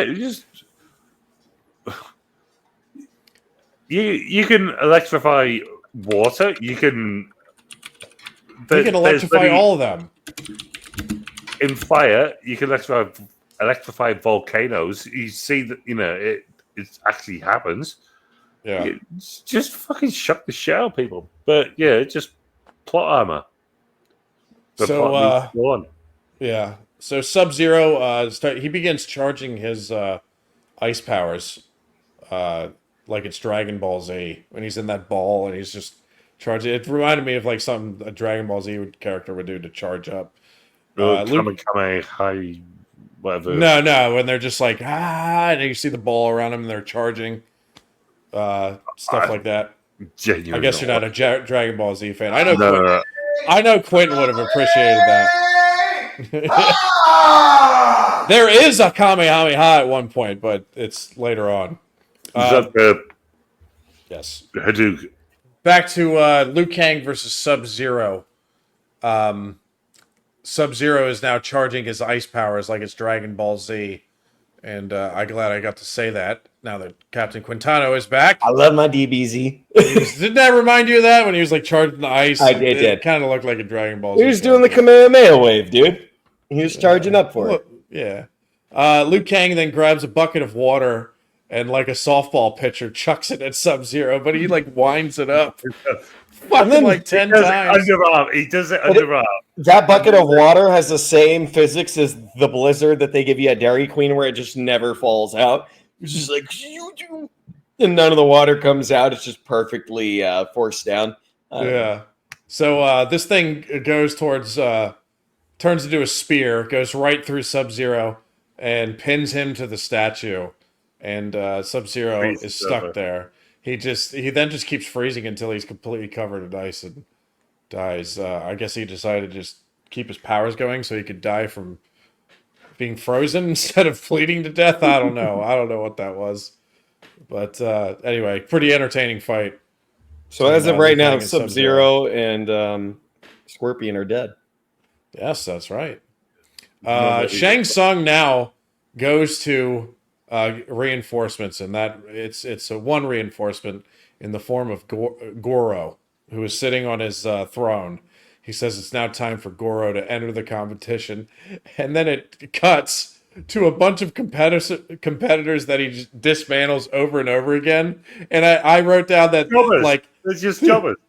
Yeah, jobbers. But I wrote that they shot this in a way to save a bunch of money, because it's just shots over and over again of various competitors just getting thrown into a pile of gravel. Like it's over 20 dudes. It's over 20 guys who get thrown into this one fucking shot of the ground. And it's, yeah, because they could have showed like further shots of him just like beating the crap out of him, but they did. It's just them getting tossed into gravel. Because the thing didn't Cost work. effective. The thing didn't work. It broke down more than bloody Jaws shark. Oh, did it? Yeah. That's Wow. insane. I bet that makes sense then. Because I was like, man, they really didn't want to fucking spend the money to go through these action scenes. I didn't know that the animatronic Goro broke. Yeah. Oh, yeah. This seems like a movie where they would have like had Shaq be like one of like the martial arts fighters in. Does that make any sense? Like where they would have like a special star that just hops in who like has nothing related to martial arts. What about Kareem Abdul-Jabbar? He was in Indiana Jones. Game of Death with Bruce Lee. Yeah, he was one of Bruce Lee's students. He was genuinely that just helps my point further. It's just like one of those movies. And then you had like Bruce Lee and you had Kareem. So like 7'1", like 4'11". You know, just absolute disparity in height. But yeah. So so Gorham, I gotta get rid of that. Goro. Gorham is Golem's cousin. He looks like Golem's cousin. So Goro enters the arena to face Johnny Cage's friend from earlier. Art Lang. This thing, dude. Goro belongs in the second Ninja Turtles movie, definitely, alongside what is the wolf and the snapping turtle characters? Toko Razor. Yes, thank you. All I know is Shredder and the dude. Vanilla Ice is in that film. How can you not remember that? I was probably too young at the time to have seen it. Like I probably wasn't even out. It probably didn't make that big of an impact on cinema. There's going to be some point. It was prior to your birth. It was. There's going to be some point where we review. That would be a fun one. The first Ninja Turtles movie, and it's going to be the first one. Forget the rest. First one is banging. It is. So Goro is squaring off against what's his name again, Craig? Johnny Cage. No, he's not squaring off against Johnny Cage. He's squaring off against Goro. Art Lang, and he picks him up. Art Lang, okay. With so lower. Yeah, he picks him up with the two lower arms. But if you notice, like when the fight goes on, all Goro does is punch. That's it. It's just hook, right hook, left hook. That's all he does, and it's never fucking. So, I mean, he has 4 fucking arms. Yeah, but they showed the guy he's fighting doing martial arts and flips and all this shit beforehand. All Goro does is punch, and for a guy with 4 arms, he only uses one fist at a time. Like you think he would use like multiple arms at once, dude? I guess they couldn't afford that. Goro then, but then Goro. It's just the fucking thing didn't work. I don't think it was a case of cost. It was like we made it. It works. Can we do that? No. One arm at a time. So Goro then lifts up the guy with his bottom arms and finishes him with a downward karate chop to the neck or whatever the heck it was. What happened? Craig's over here like, he's milking a cow. Yeah, he's milking a cow. He's not laughing at and me. His name is John and Josh. and he just kept on laughing. So, I'm sorry, but I'm sorry. Go. That's okay. So then he finishes the guy with a downward karate chop to the neck. Sonya is at ringside and goes, "No!" The classic no moment. Like they care for this guy. I know. Like they actually cared for him. Right? Exactly. Like they don't know who the fuck. The only one that interacted with him was Johnny Cage. Yeah, he's like, "Oh, I saw you fight in London." Yeah, and that was the only scene. I thought that was strange, and I was like, did I miss something while watching this? Or, like, was there, like, a 10-minute period where there was some good character interaction between them? But no, It was just. Probably It was just. Probably on the cutting room floor. Yeah. It was just left out for budget cuts. Insane. So you know what? I'd be willing to bet it happened. yeah. But Sonya is at. So Sonya goes no. So and then Shang Tsung says, Craig. Your soul is mine. Well, before that, Flawless. Finish there him. you go. Flawless Does he say victory. flawless victory? And he takes the soul. Yeah. So your soul. It's one is of 3. Yeah. So and so then in the next scene, Johnny Cage asks Raiden how to beat Goro. I know Is the that answer. the one where I he know gets sucked up through the eyeball, where he sucks his soul through the eyeball? Yeah. I think so. You see, like, So weird. Yeah. Yeah.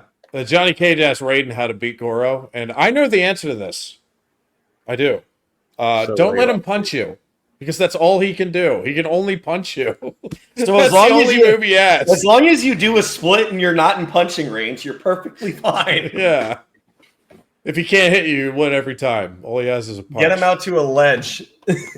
Yeah,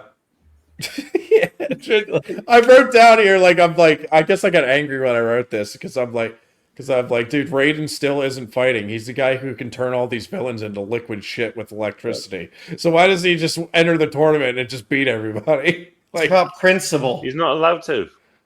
He's like Gandalf. Gandalf has a certain amount of limitations that he can interfere. Like Gandalf has a crazy amount of power, but he can only interfere with the rules that he's given. I'm assuming Raiden is that similar. Oh, dude, you just reminded me of something. Would you like to hazard a guess at who was offered to play Raiden initially, considering you've just said Gandalf? Ian McKellen? Who was offered to play it and turned it Christopher down? Lee? Who?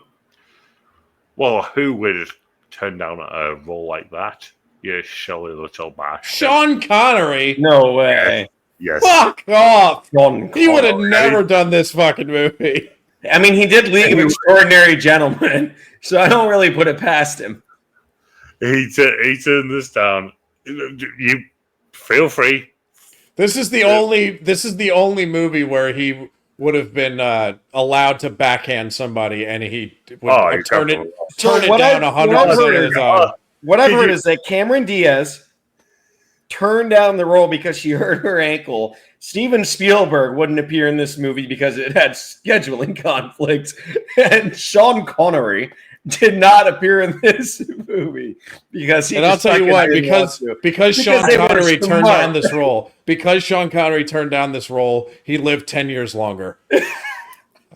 I swear to God. And you're trying to tell me that this is a bad film? Yes, it's a horrible film. It's funny. It is awful. It's so fucking It's bad. so much fun to watch, but it's awful. It's a blast to watch, but it is a fucking horrific film. I'll say this: we're not doing the fucking second one. I don't care. Oh no, I feel like it needs to happen now. I'll pick that shit as my own review. I'm still waiting for the second Tim Burton Batman. I have been craving that. That film's good. That film's actually good. I'm waiting for it because I thought the first one was enjoyable, but anyway, we're getting sidetracked. Brian, continue. Okay. So Johnny Cage then breaks the format and challenges Goro himself with the approval of Shang Tsung. So they're about to square off. Goro enters the arena like Big Show. Dude, I was watching him doing that earlier.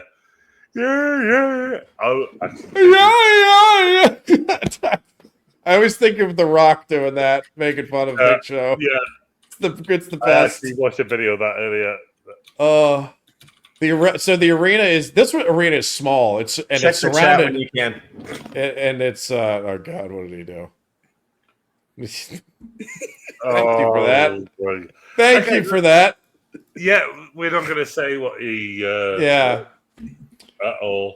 So this arena is small and surrounded by those spectating goons. with hoods. Half of them are carrying weapons for some reason, even though they're not fighting.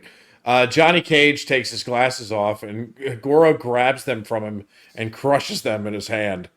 And as if he didn't know who the bad guy was in this fight. Oh, I'm going to crush your glasses, you piece of crap.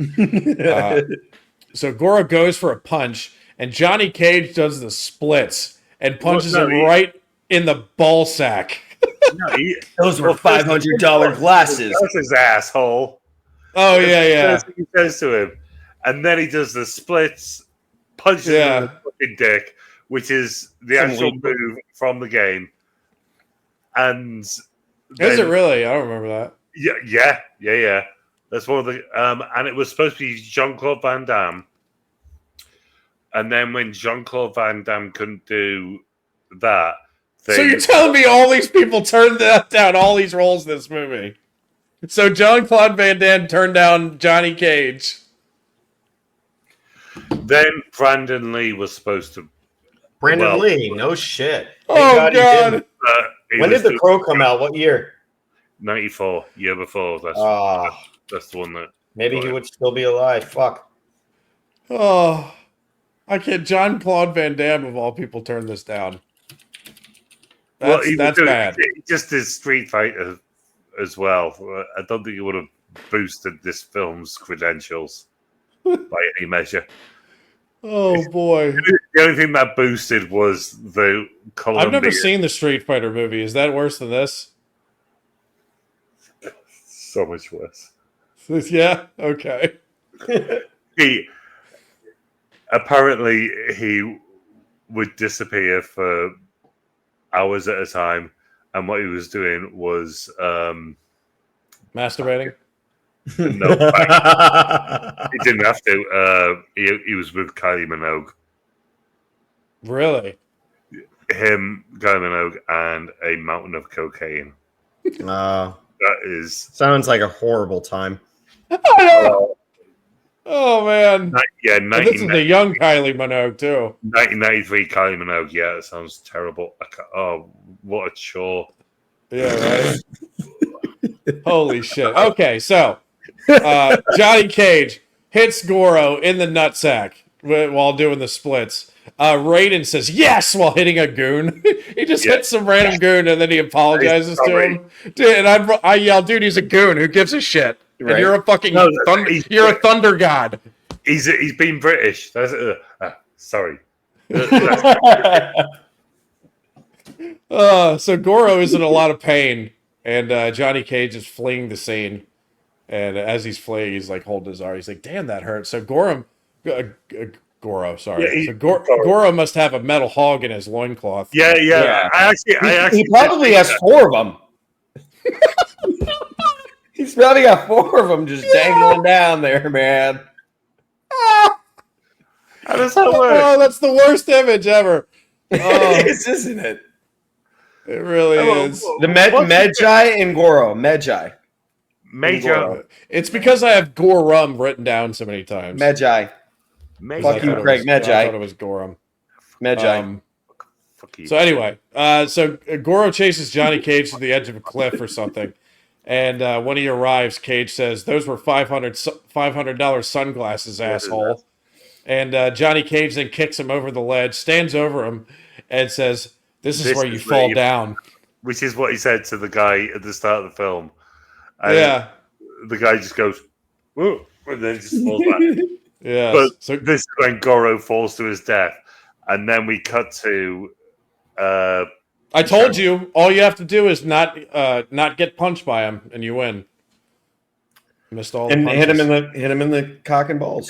Yeah. Well, it works. Yeah. I mean, when you're fighting a 4-dick, 4-armed guy, I mean, what else do you do?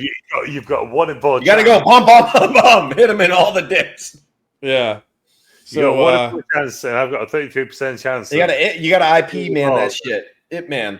So Shang Tsung is so upset by the sudden turn of events that he has now kidnapped Sonya and takes her into another realm. Yeah, that's why he kidnapped her. Yeah. And goes through a portal, which is like hilariously bad CGI. Can we all just, for a second think about the fact of like Sonya's like been this badass character leading up to this, but all it takes is him putting his arm around her for her just to be helpless and is like, oh no, I can't do anything. It's not like I'm a CIA fucking operative that can kick your ass, you old I didn't fucking think man. of that. I didn't think of that. That's right. They're like, ah. I didn't think of that. Dude, that's absolutely right. I have thought of that. It's like, no, let me go. Literally, she ends up being a damsel in distress, and the rest of the film, she's like this badass CIA agent. Like, come on. It gets better. That's such a good point. Excuse me. It gets better when she is in that dress.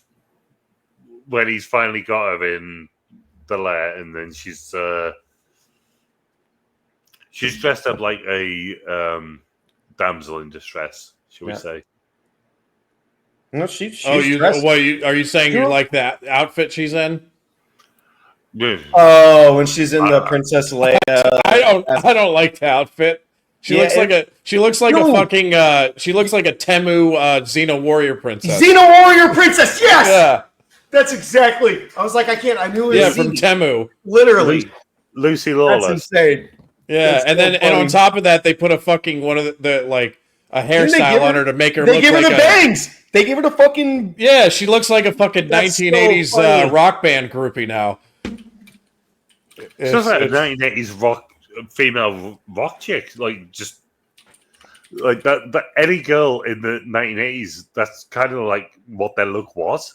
If they were actually like, playing music like Vixen or whatever, whatever band. Yeah. Where am I at here? So Liu Kang and Johnny Cage go after Shang Tsung to save Sonya. Well, before they do, Raiden suddenly says that Liu Kang is ready, and I'm like, no, he isn't. No, he isn't. He wasn't ready. He's not ready yet. So when they go through the portal, Liu Kang knows the reptile is around and grabs him.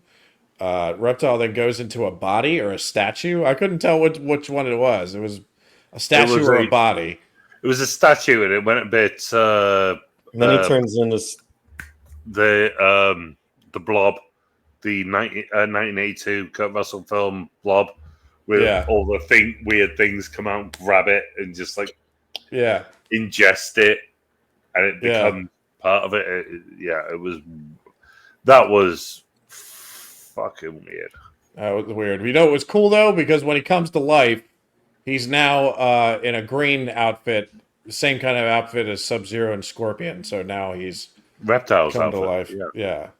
So that's cool. He's got one of those badass outfits on. So Liu Kang and Reptile have a fight. Techno song is playing. In the background. Number one platinum EDM playlist, bro. Well, that song in particular, though? Or no, that whole album. It's the entire album. Okay. Was the first EDM album to ever go platinum. Yeah. Oh, Craig, are you ready for a wrestling spot?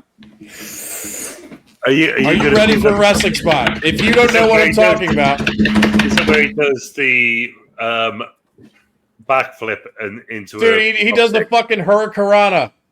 Oh no! Fuck! Where's my mouse? I know. I wrote this down. I always write down if I see a wrestling spot. I always write it down because I know you probably saw it. Yeah. Okay. Worst CGI fight for Reptile ever, and kicks with a brick wall. Gives Reptile a hurricanrana, then bicycle kick to kick. Yes, yes. To kill Reptile, and who then turns into worms. There you go. There's my notes. Yeah, there he is. Well, you pretty much set up the scene. Other than the fact that Liu Kang at the end, once he comes out of the body, he steps on his fucking head to kill him. But somebody turns back into a statue as he falls. He's like turns into a. Back into stone. Yeah. So Reptile is out of commission now. There's a terrible animation shot here going up to the Shang Tsung Tower. which is pretty hilarious. Is this that was a hilarious, like, it goes up and up and up, and it's just, the animation was so bad.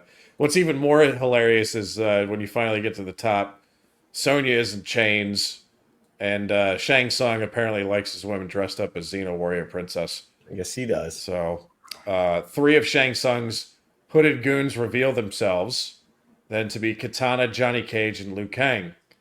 Shang Tsung then here. Yeah, they were already there. So Shang Tsung then challenges Johnny Cage, but Liu Kang cuts him off and challenges Shang Tsung in turn. So Shang Tsung then accepts the challenge and sends his goons out of the room. With the music. Yeah, Shang Tsung says we will take care of Kang. He will take care of Liu Kang himself. But that's what he's supposed to do in Mortal Kombat, so it's no surprise there. It's 1-on-1 Mortal Kombat, and he needs to win in order to enact his plan. So, anyway, Shang Tsung and Liu Kang face off, and yes, the Mortal Kombat theme music plays yet again. I never get tired of it, man. I don't care. I don't care how many times it plays. I get fired up every time. So good. It's so good. Genuinely so fucking good. That's probably the saving grace of this fucking... It really is. Now it is main hero versus main villain in a fight to the death. And Shang Tsung gets hit with a punch from Liu Kang and starts to bleed. Shang Tsung calls him a fool and then starts summoning the souls that he has stolen over the years. The manhole cup. Which, by the way, what is he doing now? Let me just watch him summon the past 1,000 souls that he has done. And he's just like... And then 5 guys appear. Not guys that are as strong as Scorpion or Subzero. Just 5 guys. There's 5 fucking, like, one barbarian who is Asian. You got another person. Like, it's they're not... One of them's a samurai. Well, you have a samurai. Maybe it was shit. But they're just fucking people. Like, you just saw Homie take out fucking... I think he fought Subzero or Scorpion. But it was like, all right, so let's just put these mortal spirits up against this guy. Like, he was like, he made quick work of them. Like, if you're going to summon someone with your 1,000 years of souls, pick your fucking top fighters. Maybe not just 5 fucking randos that you picked up at 5 guys. Dude, Sub-Zero got taken out by a bucket of water. A bat of water. Getting thrown at him. Come on. He's not you. If that's your top 5 guys, then yeah. Well, I don't know who his top 5 guys are, but they certainly weren't it. He took them out in fucking 0.2 seconds. I don't know if at this point he's got enough XP to level up and he's just got new skill set. But holy shit, man. Well, regardless, he lets them go. He doesn't let them go. They manage to escape. And then it goes on to, they carry on the fight. And more get let go. And then he does his kick, and he does the Kamehameha. Yeah, Hadouken. What do you Hadouken? Hadouken. Yeah. Well, that's the final death blow, isn't it? Yeah. Then he falls off. He falls off spikes. Yeah, he falls onto the spikes. One thing I want to say about the set design. Having that Mortal Kombat symbol on the floor, fucking hell, it looked. That's so sick. It looked awesome. And when all the spikes came up, that couldn't look more perfect. It looks great. And then spirits are freed, and you have Liu Kang's brother comes back to him. To the 12-year-old who was subject to child abuse, by Shang Tsung, and was sodomized. The 12-year-old who was clearly sodomized by foot. Catholic Church. He's a member of the Catholic Church. Oh, dude! I don't know. When he came out and started talking to Liu Kang, I was wondering if Liu Kang was going to ask him about that. Like, how was getting that beat down by Shang Tsung? Yeah.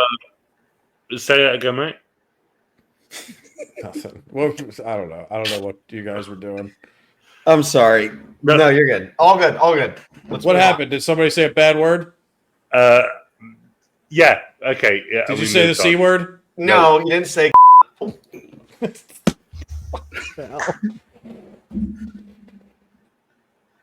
He said the K word, Catholic Church, but I don't think they care about the Catholic Church enough. Sorry, Brian. That was my first fuck up ever. So my scolding, I will take fully. That's sorry. Okay. That's okay. Do you know, Lee? That was. I've got five different time marks on here for sure. I've never had one. I've never had one. Yeah, you did. One of them was my own. When you fucking cartwheeled. Well, no, that's not a cut. That's a good thing. Oh, we're keeping that one in. Trust me. No, come on. Bleep is out because it wasn't. Dude, I guarantee you after this one, we lost 20 subs. No, there's no way. If anything, we'll gain subs from this. Yeah. This is the most fun we've had in a movie review. And at least Van Helsing movie one was so bad because we just got so sidetracked because there wasn't anything to talk about. So we're gaining subs from this. We're having a blast here. This is what people like to see. Yeah, we'll see. We'll see about that. But anyway, so he sees his dead brother. They have a touching moment. Liu Kang even though he sheds a tear, he doesn't seem to really care that much because it's terrible acting. And then Liu Kang looks down at his allies and says, "Let's go home." Cut to the monk's temple and our heroes are celebrating. Raiden is there waiting for them. Raiden is like, "Nice job." And all of a sudden, the Emperor that was talked about appears as a giant Galactus-looking guy. Terrible animation. Horrific animation. I need to see the second one. I'm not even joking. Like, I want to see the second one. Whoa! No, if you think this is bad, wait till you see the second one. No, it's not a matter of being bad. I enjoyed watching this because of how entertaining and shitty it was. It's one of those movies you could sit back. It's so, dude. The second one is so bad, but it's like it takes the fun out of it for me because all the characters are recast except for it's recast. Oh, okay. Yeah. So you can't even enjoy it on that level. Shit about them and. I didn't really give a fuck about it continues it continues the story, but all of the actors are changed. I didn't give a fuck about any of the characters in this film either, Craig. Fucking day. What? Dude, I was rooting for Shang Tsung the entire movie. I was like, dude, you take every fucking soul I was rooting for Goro and his 4 dicks. Dude, so was I. I wonder if he can helicopter all 4. There were so many points in this movie where I thought it was going to turn into a 90s softcore porno, and it just never happened.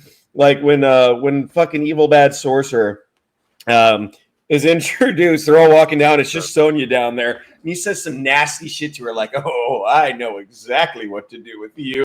And then like 3 more guys come into the room. I'm like, this is the casting couch, and you're fucked. So Emperor Galactus or whatever his fucking name is, he appears and says, "Bow to me. I have come to take your souls." Raiden says, "I don't think so." I don't think so. And the heroes do a pose, and then the Mortal Kombat theme hits again, and roll credits. Roll credits. That was one of the movies of all time. That was a movie that existed in 1995. Yes. Holy shit. Okay, so actually, with all the notes that I took, we actually got through that in almost under 2 hours, at least part. So, but we have some more, probably like 20 to 30 minutes more to do, unless you want to wrap it up soon. But I want to hear, since Craig, this was your pick, give me a rating. What rating do you want? I can't wait to hear this. Do you want... I'd want to know what you would rate this. Do you want me to tell you what it is as a film? Give it. How do you enjoy it? The same way I do. Want to know how you. Don't beat around the bush, sir. How much do you enjoy this film? Questions. I want you to rate this movie. What is the rating? No, Craig, how did I review The Mummy? Yeah, how much I enjoyed it. How much that movie means to me. Exactly. Because that's what that movie means. It's a fucking 8. Because I enjoyed watching this. I got bored. It was bullshitted sometimes, but I fucking love this movie. And fuck the Perriers, you American dicks. Respect to you, brother. Respect. Thank you for not shying away and giving it the rating that you wanted to. I respect. You gotta be real. I do, right? Genuinely, I do love it. I know it's flawed. I've got eyes, but it's just do you? No, I'm kidding. I've got eyes. Oh man. What do you love about this film? Yeah, what do you love about it? The game, like I know this sounds stupid. The game, when it came out, there was so much hype around it because of the controversy. Hold on, sorry, wait. Sorry to cut you off. Is this and I'm asking you this, Craig, do you know if this was the first movie that was... it can't be. I think Mario came out before this, and that was really... Mario came out in 90. So this is the first movie made based on a video game? 93 was Mario. Right, yeah, okay. Yeah, I know that for a fact. You can stop checking. Of the three people that are on this panel, Craig probably knows more about movies the most. No, I was just saying. So yeah, Super Mario Bros. And then it's Running, Boy Star, and then it's Maria Ninja. And then it goes on. Yeah, that was right. That film is a piece of shit. And obviously I love it. So this one, no, all right, love it, piece of shit. I know it's fundamentally bad, but everyone, the fact that Christopher Lambert paid for his own plane tickets to come back and do shots and paid for the wrap-up party kind of tells you what kind of mentality was going on with this film. And that shit matters. It translates. It really does. You feel like they had a lot of fun doing this film, right? Oh my god! Like they would have had so much fun. Here's the thing, though. Why didn't they come back? All these actors come back for the sequel then? Because of the critical praise. You can have a lot of fun. No. The script was fucking dog shit. And was dog shit. Dude, watch the second film. Just watch 5 seconds. I only remember watching the second one like once or twice when I was. We got to do it. So. We got to do it. We should all watch it together on a call. They said because the second one was dog shit. This one was dog shit. Oh, that killed me. Dude, the second one is dog shit. I know that the second one is even worse. You messaged me saying you enjoyed this film, right? You don't enjoy a dog shit film. Yeah, I can enjoy a dog shit film. I can. And there's different kinds of dog shit films. There's Gladiator 2, and then there's like this. You know what I mean? Here, let me just settle it right now. Gladiator 2. Let me just settle it right now, because I will give you my rating right now. So I rated Gladiator to a 5, right? This movie right here is a 2 for me. It is a fucking 2, and it is. Guess what? It is the most fun. It is the most fun 2 I've ever seen, and I enjoyed this 2 like 50 times more than Gladiator 2's 5 that I gave it. So it's I can definitely enjoy a dog. I can definitely enjoy a dog shit movie. This movie is flaming garbage. It really is. It is hot dog shit. The only, the fight scenes are kind of cool, and some of the set pieces are somewhat creative, and that's and it has an epic theme song. Other than that, it is just fucking everyone flaming stinking shit. On this film tries their fucking damnedest to try and make this a good film, and they try. You know what they do? It doesn't seem like it in the acting. Oh fuck! Right, do you know what? I was trying to be nice to you to give you something. Fuck you. It's a 2. And this is the lowest rating I've given anything so far. And guess what? I enjoyed the fuck out of it. I had a blast watching this. But it is terrible. I don't.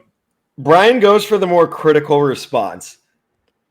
But, some of those are bad, too. I'm going to give this movie a solid 5. It is hot dog shit. But the amount of laughter that I got out of this movie is more than any comedy I've seen in probably the last 5 to 6 years. This movie, I think certain parts were meant to be funny. And at those parts, I laughed my ass off. When Johnny Cage gave us 3 jokes, I laughed harder at those moments than I'd laughed at any one-liners by anyone in any movie, after the 90s. Like, this shit was funny. There were parts that were unintentionally funny. There was some god-awful CGI. Worse than Van Helsing, let me just add. But fuck, man. It's so much fun because way worse than Van Helsing, the CGI in this. Way worse. Obviously, there's a giant gap in but budget and years. What do you want? CGI? The film was better than Van Helsing? Yeah. I disagree. Yeah. Although I had way more fun. Although I had way more fun watching this. Yeah, agreed. What do you want from the film? I love my Van Helsing. But no, with this movie, there wasn't an actor's performance that I was like, oh my God, like that stood out. At least with Van Helsing, I had Dracula. And I have a lot of love for Van Helsing. I'll never knock that film. It has its flaws just like any other. But this is a review about Mortal Kombat. And Mortal Kombat, I'm going to give a 5 because, yes, it was hot dog shit. The plot made no fucking sense. They tried to make a video game into a movie, and they had a lot of fun with it, I'm sure. But some of the casting choices, the blandness of it, there was no delivery on anything. It was just like, blah, blah. And then you have Goro fucking full-blown fucking... Yeah.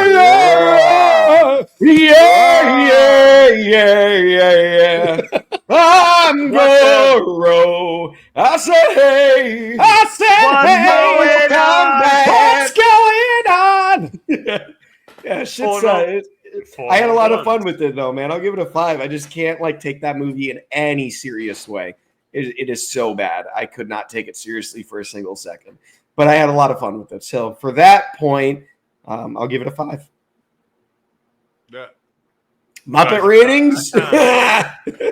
I'll go first. It is 10 out of 10, baby. This is fucking pure 10. Let's hear it.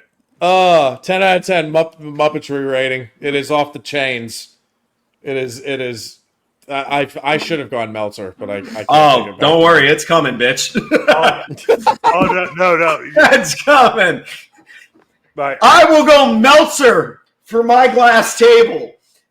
I cannot get past. If the cartwheel was not the abundance of this fucking movie's Muppet meter, the acting, the dryness, the fucking, oh my God, there's no way they just did that on screen moments that persist throughout from start to finish on this film. Holy fuck, there's no way in a million years that they thought that they were taking themselves seriously for a half a second. This movie is a fucking train wreck. Muppet Reader Meltzer. My first personal Meltzer. Holy fuck. Go ahead, combat me. Dude, considering how hot the actress is for Kitana, I'm amazed you haven't mentioned her. Because her acting was so great. Like she looked like she was the director's daughter who was gonna die. I'm gonna explode, dude. That's how you know that fucking Quintano can't get past all these things because he hasn't talked about one fucking hot girl in this movie. She's like the director's daughter who was put in, and everyone was like, "Oh, that's the director's daughter. That's why she's on the fucking film. That's why she had 2 fucking lines during the entirety of this shit." They had her standing in a horrible CGI blue doorway, and it's just like, oh. Like, sorry. No, that's Reptile, bro. I don't know what the fuck you want. No, that's what she does, but... Yeah, I know. She just was... She was worse. Smoking hot. The CGI had better... The fucking CGI Reptile had better acting abilities than she did. I couldn't even get on board with her fucking face, bro. That shit was fucked. Sorry. I could get on board with her face. Have it, dude. She'll be laying there in bed like, oh, that's dude, nice. Savage. That's nice. Quentin showed no mercy right there. Sorry. But I had a lot of fun. I rated it higher than Brian. I had a great time watching. I give that shit a 5 because I actually enjoyed watching the movie. I laughed. I had a good time. I had more fun watching this. Let me be careful with my words. I had more fun watching this film than I did rewatching Van Helsing. Van Helsing will always hold a dear place in my heart. I gave it the rating that I gave it because that's what I believe. But I did have more fun watching this movie now than I did rewatching Van Helsing. What am I doing? Giving it a rating or Muppet rating or Muppet rating? Yeah, Muppet rating. I'm gonna give it an 8 because the fact that to this day in England that song can be put on a nightclub where everyone is either drunk or ketamine out of their mind, and everyone's still just that's it. That's all. That's all you fucking need. I can get down. Everyone's down to clown, and it's just fucking chaos. I love it. The fact that it was such a collaborative thing that Chris Lambert went, do you know what? I'll come back. I'll pay for my things. I'll pay for the wrap-up show because the budget had just evaporated. And this film is too much fun. It's so right. You've both said I had so much fun watching this. Yeah, I didn't. Doesn't make it a good movie though. Yeah, it doesn't. That's fine. Doesn't make it. You could have a lot of fun watching a shitty movie, and that's what this was for me. It doesn't have to be a good movie. It was, dude. I put this. This is the lowest rating I've given a movie so far, and it was one of the most fun times I've had. You had more fun watching this than you did Ghostbusters, right? Oh, by far, by like 100 times. And then what did you rate Ghostbusters? 4. So what I'm realizing as we're going into our reviews and stuff, we all have different ways on how we rate things. Does that make sense? Yeah. Yeah. Which is perfectly fine. But it's all like, it's still all personal preference. Exactly. And that's what makes movie watching such a dope experience. Right. You can't be bad at watching a movie. Straight up. Unless you're like... Unless you're someone... Unless you're jerking off in the middle of it or something. I don't know. Yeah, no Pee Wee Herman, dude. Fucking hell, man. All right. We're going to wrap this up, but anybody want to take a guess of what my pick is going to be for next week? Hang on. Ooh. I've got mine locked in. What, like your personal pick or what you think he's going to pick? I have to do this. I've got one locked in too. I think that Ryan is going to pick the Ron Jeremy documentary. The Ron Jeremy documentary. No, I don't know. All of us to spell. I am so excited to tell you. Give me the year, Brian. I can't. Ooh, I can't. I do can know. Can you look it up real quick? It's held. Okay. It's held then. Let me see. There's a bit of a little tiny bit of a generational. Here you go. You ready? Yeah. 1962. Oh, no shot. No shot in hell. And no, it's not animated. No, it's not. Is it? What year did they do black and white movies? I'm trying to think. I really don't know, dude. If it's in the 60s, movie? That's like 20 years older than anything else we've done. What did you say, Craig? Is it a Godfather movie? Godfather, no. Is it a mafia Is it a sci-fi movie? No. Is it a Godfather movie? Is it a mafia movie? No. Wait, he thought about that though. Come on, man. We're heading to the. We are heading to the UK. Mary Poppins! Does it? You want to do fucking Mary fucking Poppins? No.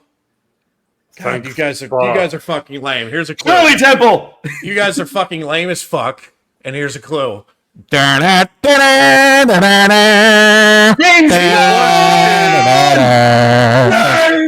Bond! From Russia with Love. That's it. No, Doctor No. We're starting with The first one. Okay. very first I one. Fun fact, guys. I have only ever seen in my life Daniel Craig James Bond movies. Never seen Octopussy. Never seen Goldenfinger. Never seen any of them. So this, I have wanted to watch them, and I've needed an excuse to watch them. Here's the thing, though. Now I have a purpose to watch Here's the thing with it, though. Because going this far back, I mean, this is the very first. Give it a little slap. The thing with the older James Bond movies is it could go any way, because I don't know how I'm going to feel about watching Doctor No. Of the old Bond movies, I've probably seen Goldfinger the most, and even like a couple, like 3 or 4 years ago, I rewatched Goldfinger and went, wow, like it doesn't hold up today like I thought it would. Oh, the reviews are insane on it. But, well, yeah, it was, dude, when those Bond movies came out back then, it was like the hottest thing. Oh, she's sexy. Oh, everybody loved it. Holy fuck. Who is she? Ursula. Oh, she don't look. Oh, no, I brought up an updated picture of her. Oh, no. Oh, like today? Yeah, that was not it. Well, she's got to be like 80 years old now. I know. Yeah, dude. Temper your heartstrings. Okay, right. Dude, I have to ask, what are you watching? What are you planning to get us to watch? I don't want to get set in stone. I like keeping it a surprise for the next video. You know what I mean? I do too. Right. Okay. Is it okay if I break the rule? I mean, it seems like you really want to tell us. I want to tell you so badly. Robin Hood, Prince of Thieves. Oh, that's a good one. That's a good one. I don't think I've actually ever watched that beginning to end. Is that Heath Ledger? No. Is that Kevin Costner. Oh, okay. Where Kevin Costner can't do. Was there a Heath Ledger Robin Hood, or what am I thinking of here? Heath Ledger, not Russell. Russell Crowe. No, there's a Heath Ledger movie that reminds me of Robin Hood. No, that's where he's A Knight's Tale. I'm an idiot. Yeah. I'm an asshole. Yeah, A Knight's Tale. Yeah, very different. Robin Hood. Prince. Oh, that's where you see the Skarsgård, the dad Skarsgård. What's his name? Bill Skarsgård. That's where you see his ass as he's running down the road. Yeah, all right. I'm looking forward to your two, but I want you to just watch that. I'm Sounds dying good. for it. Robin Hood Men in Tights. All right. Well, next week. No, you said Prince of Thieves. Oh, Prince of Thieves. Sorry. Yeah, Men in Tights is bloody Dave Chappelle and Mel Brooks. Yeah. Very different. Hey, we could do that too. Yeah. We could do that too. Oh, we could. That is a great film. But no. Send us off, Brian. All right. Send us out. Well, so next week it will be Dr. No. We will step into the world of 007, Commander Bond. So it should be fun. And this has been the most fun review that we've done yet. Amen to that. Mortal Kombat 1995 is in the books. On behalf of Captain Quintano and Craig, we are out of here. We'll see you next time. Take care.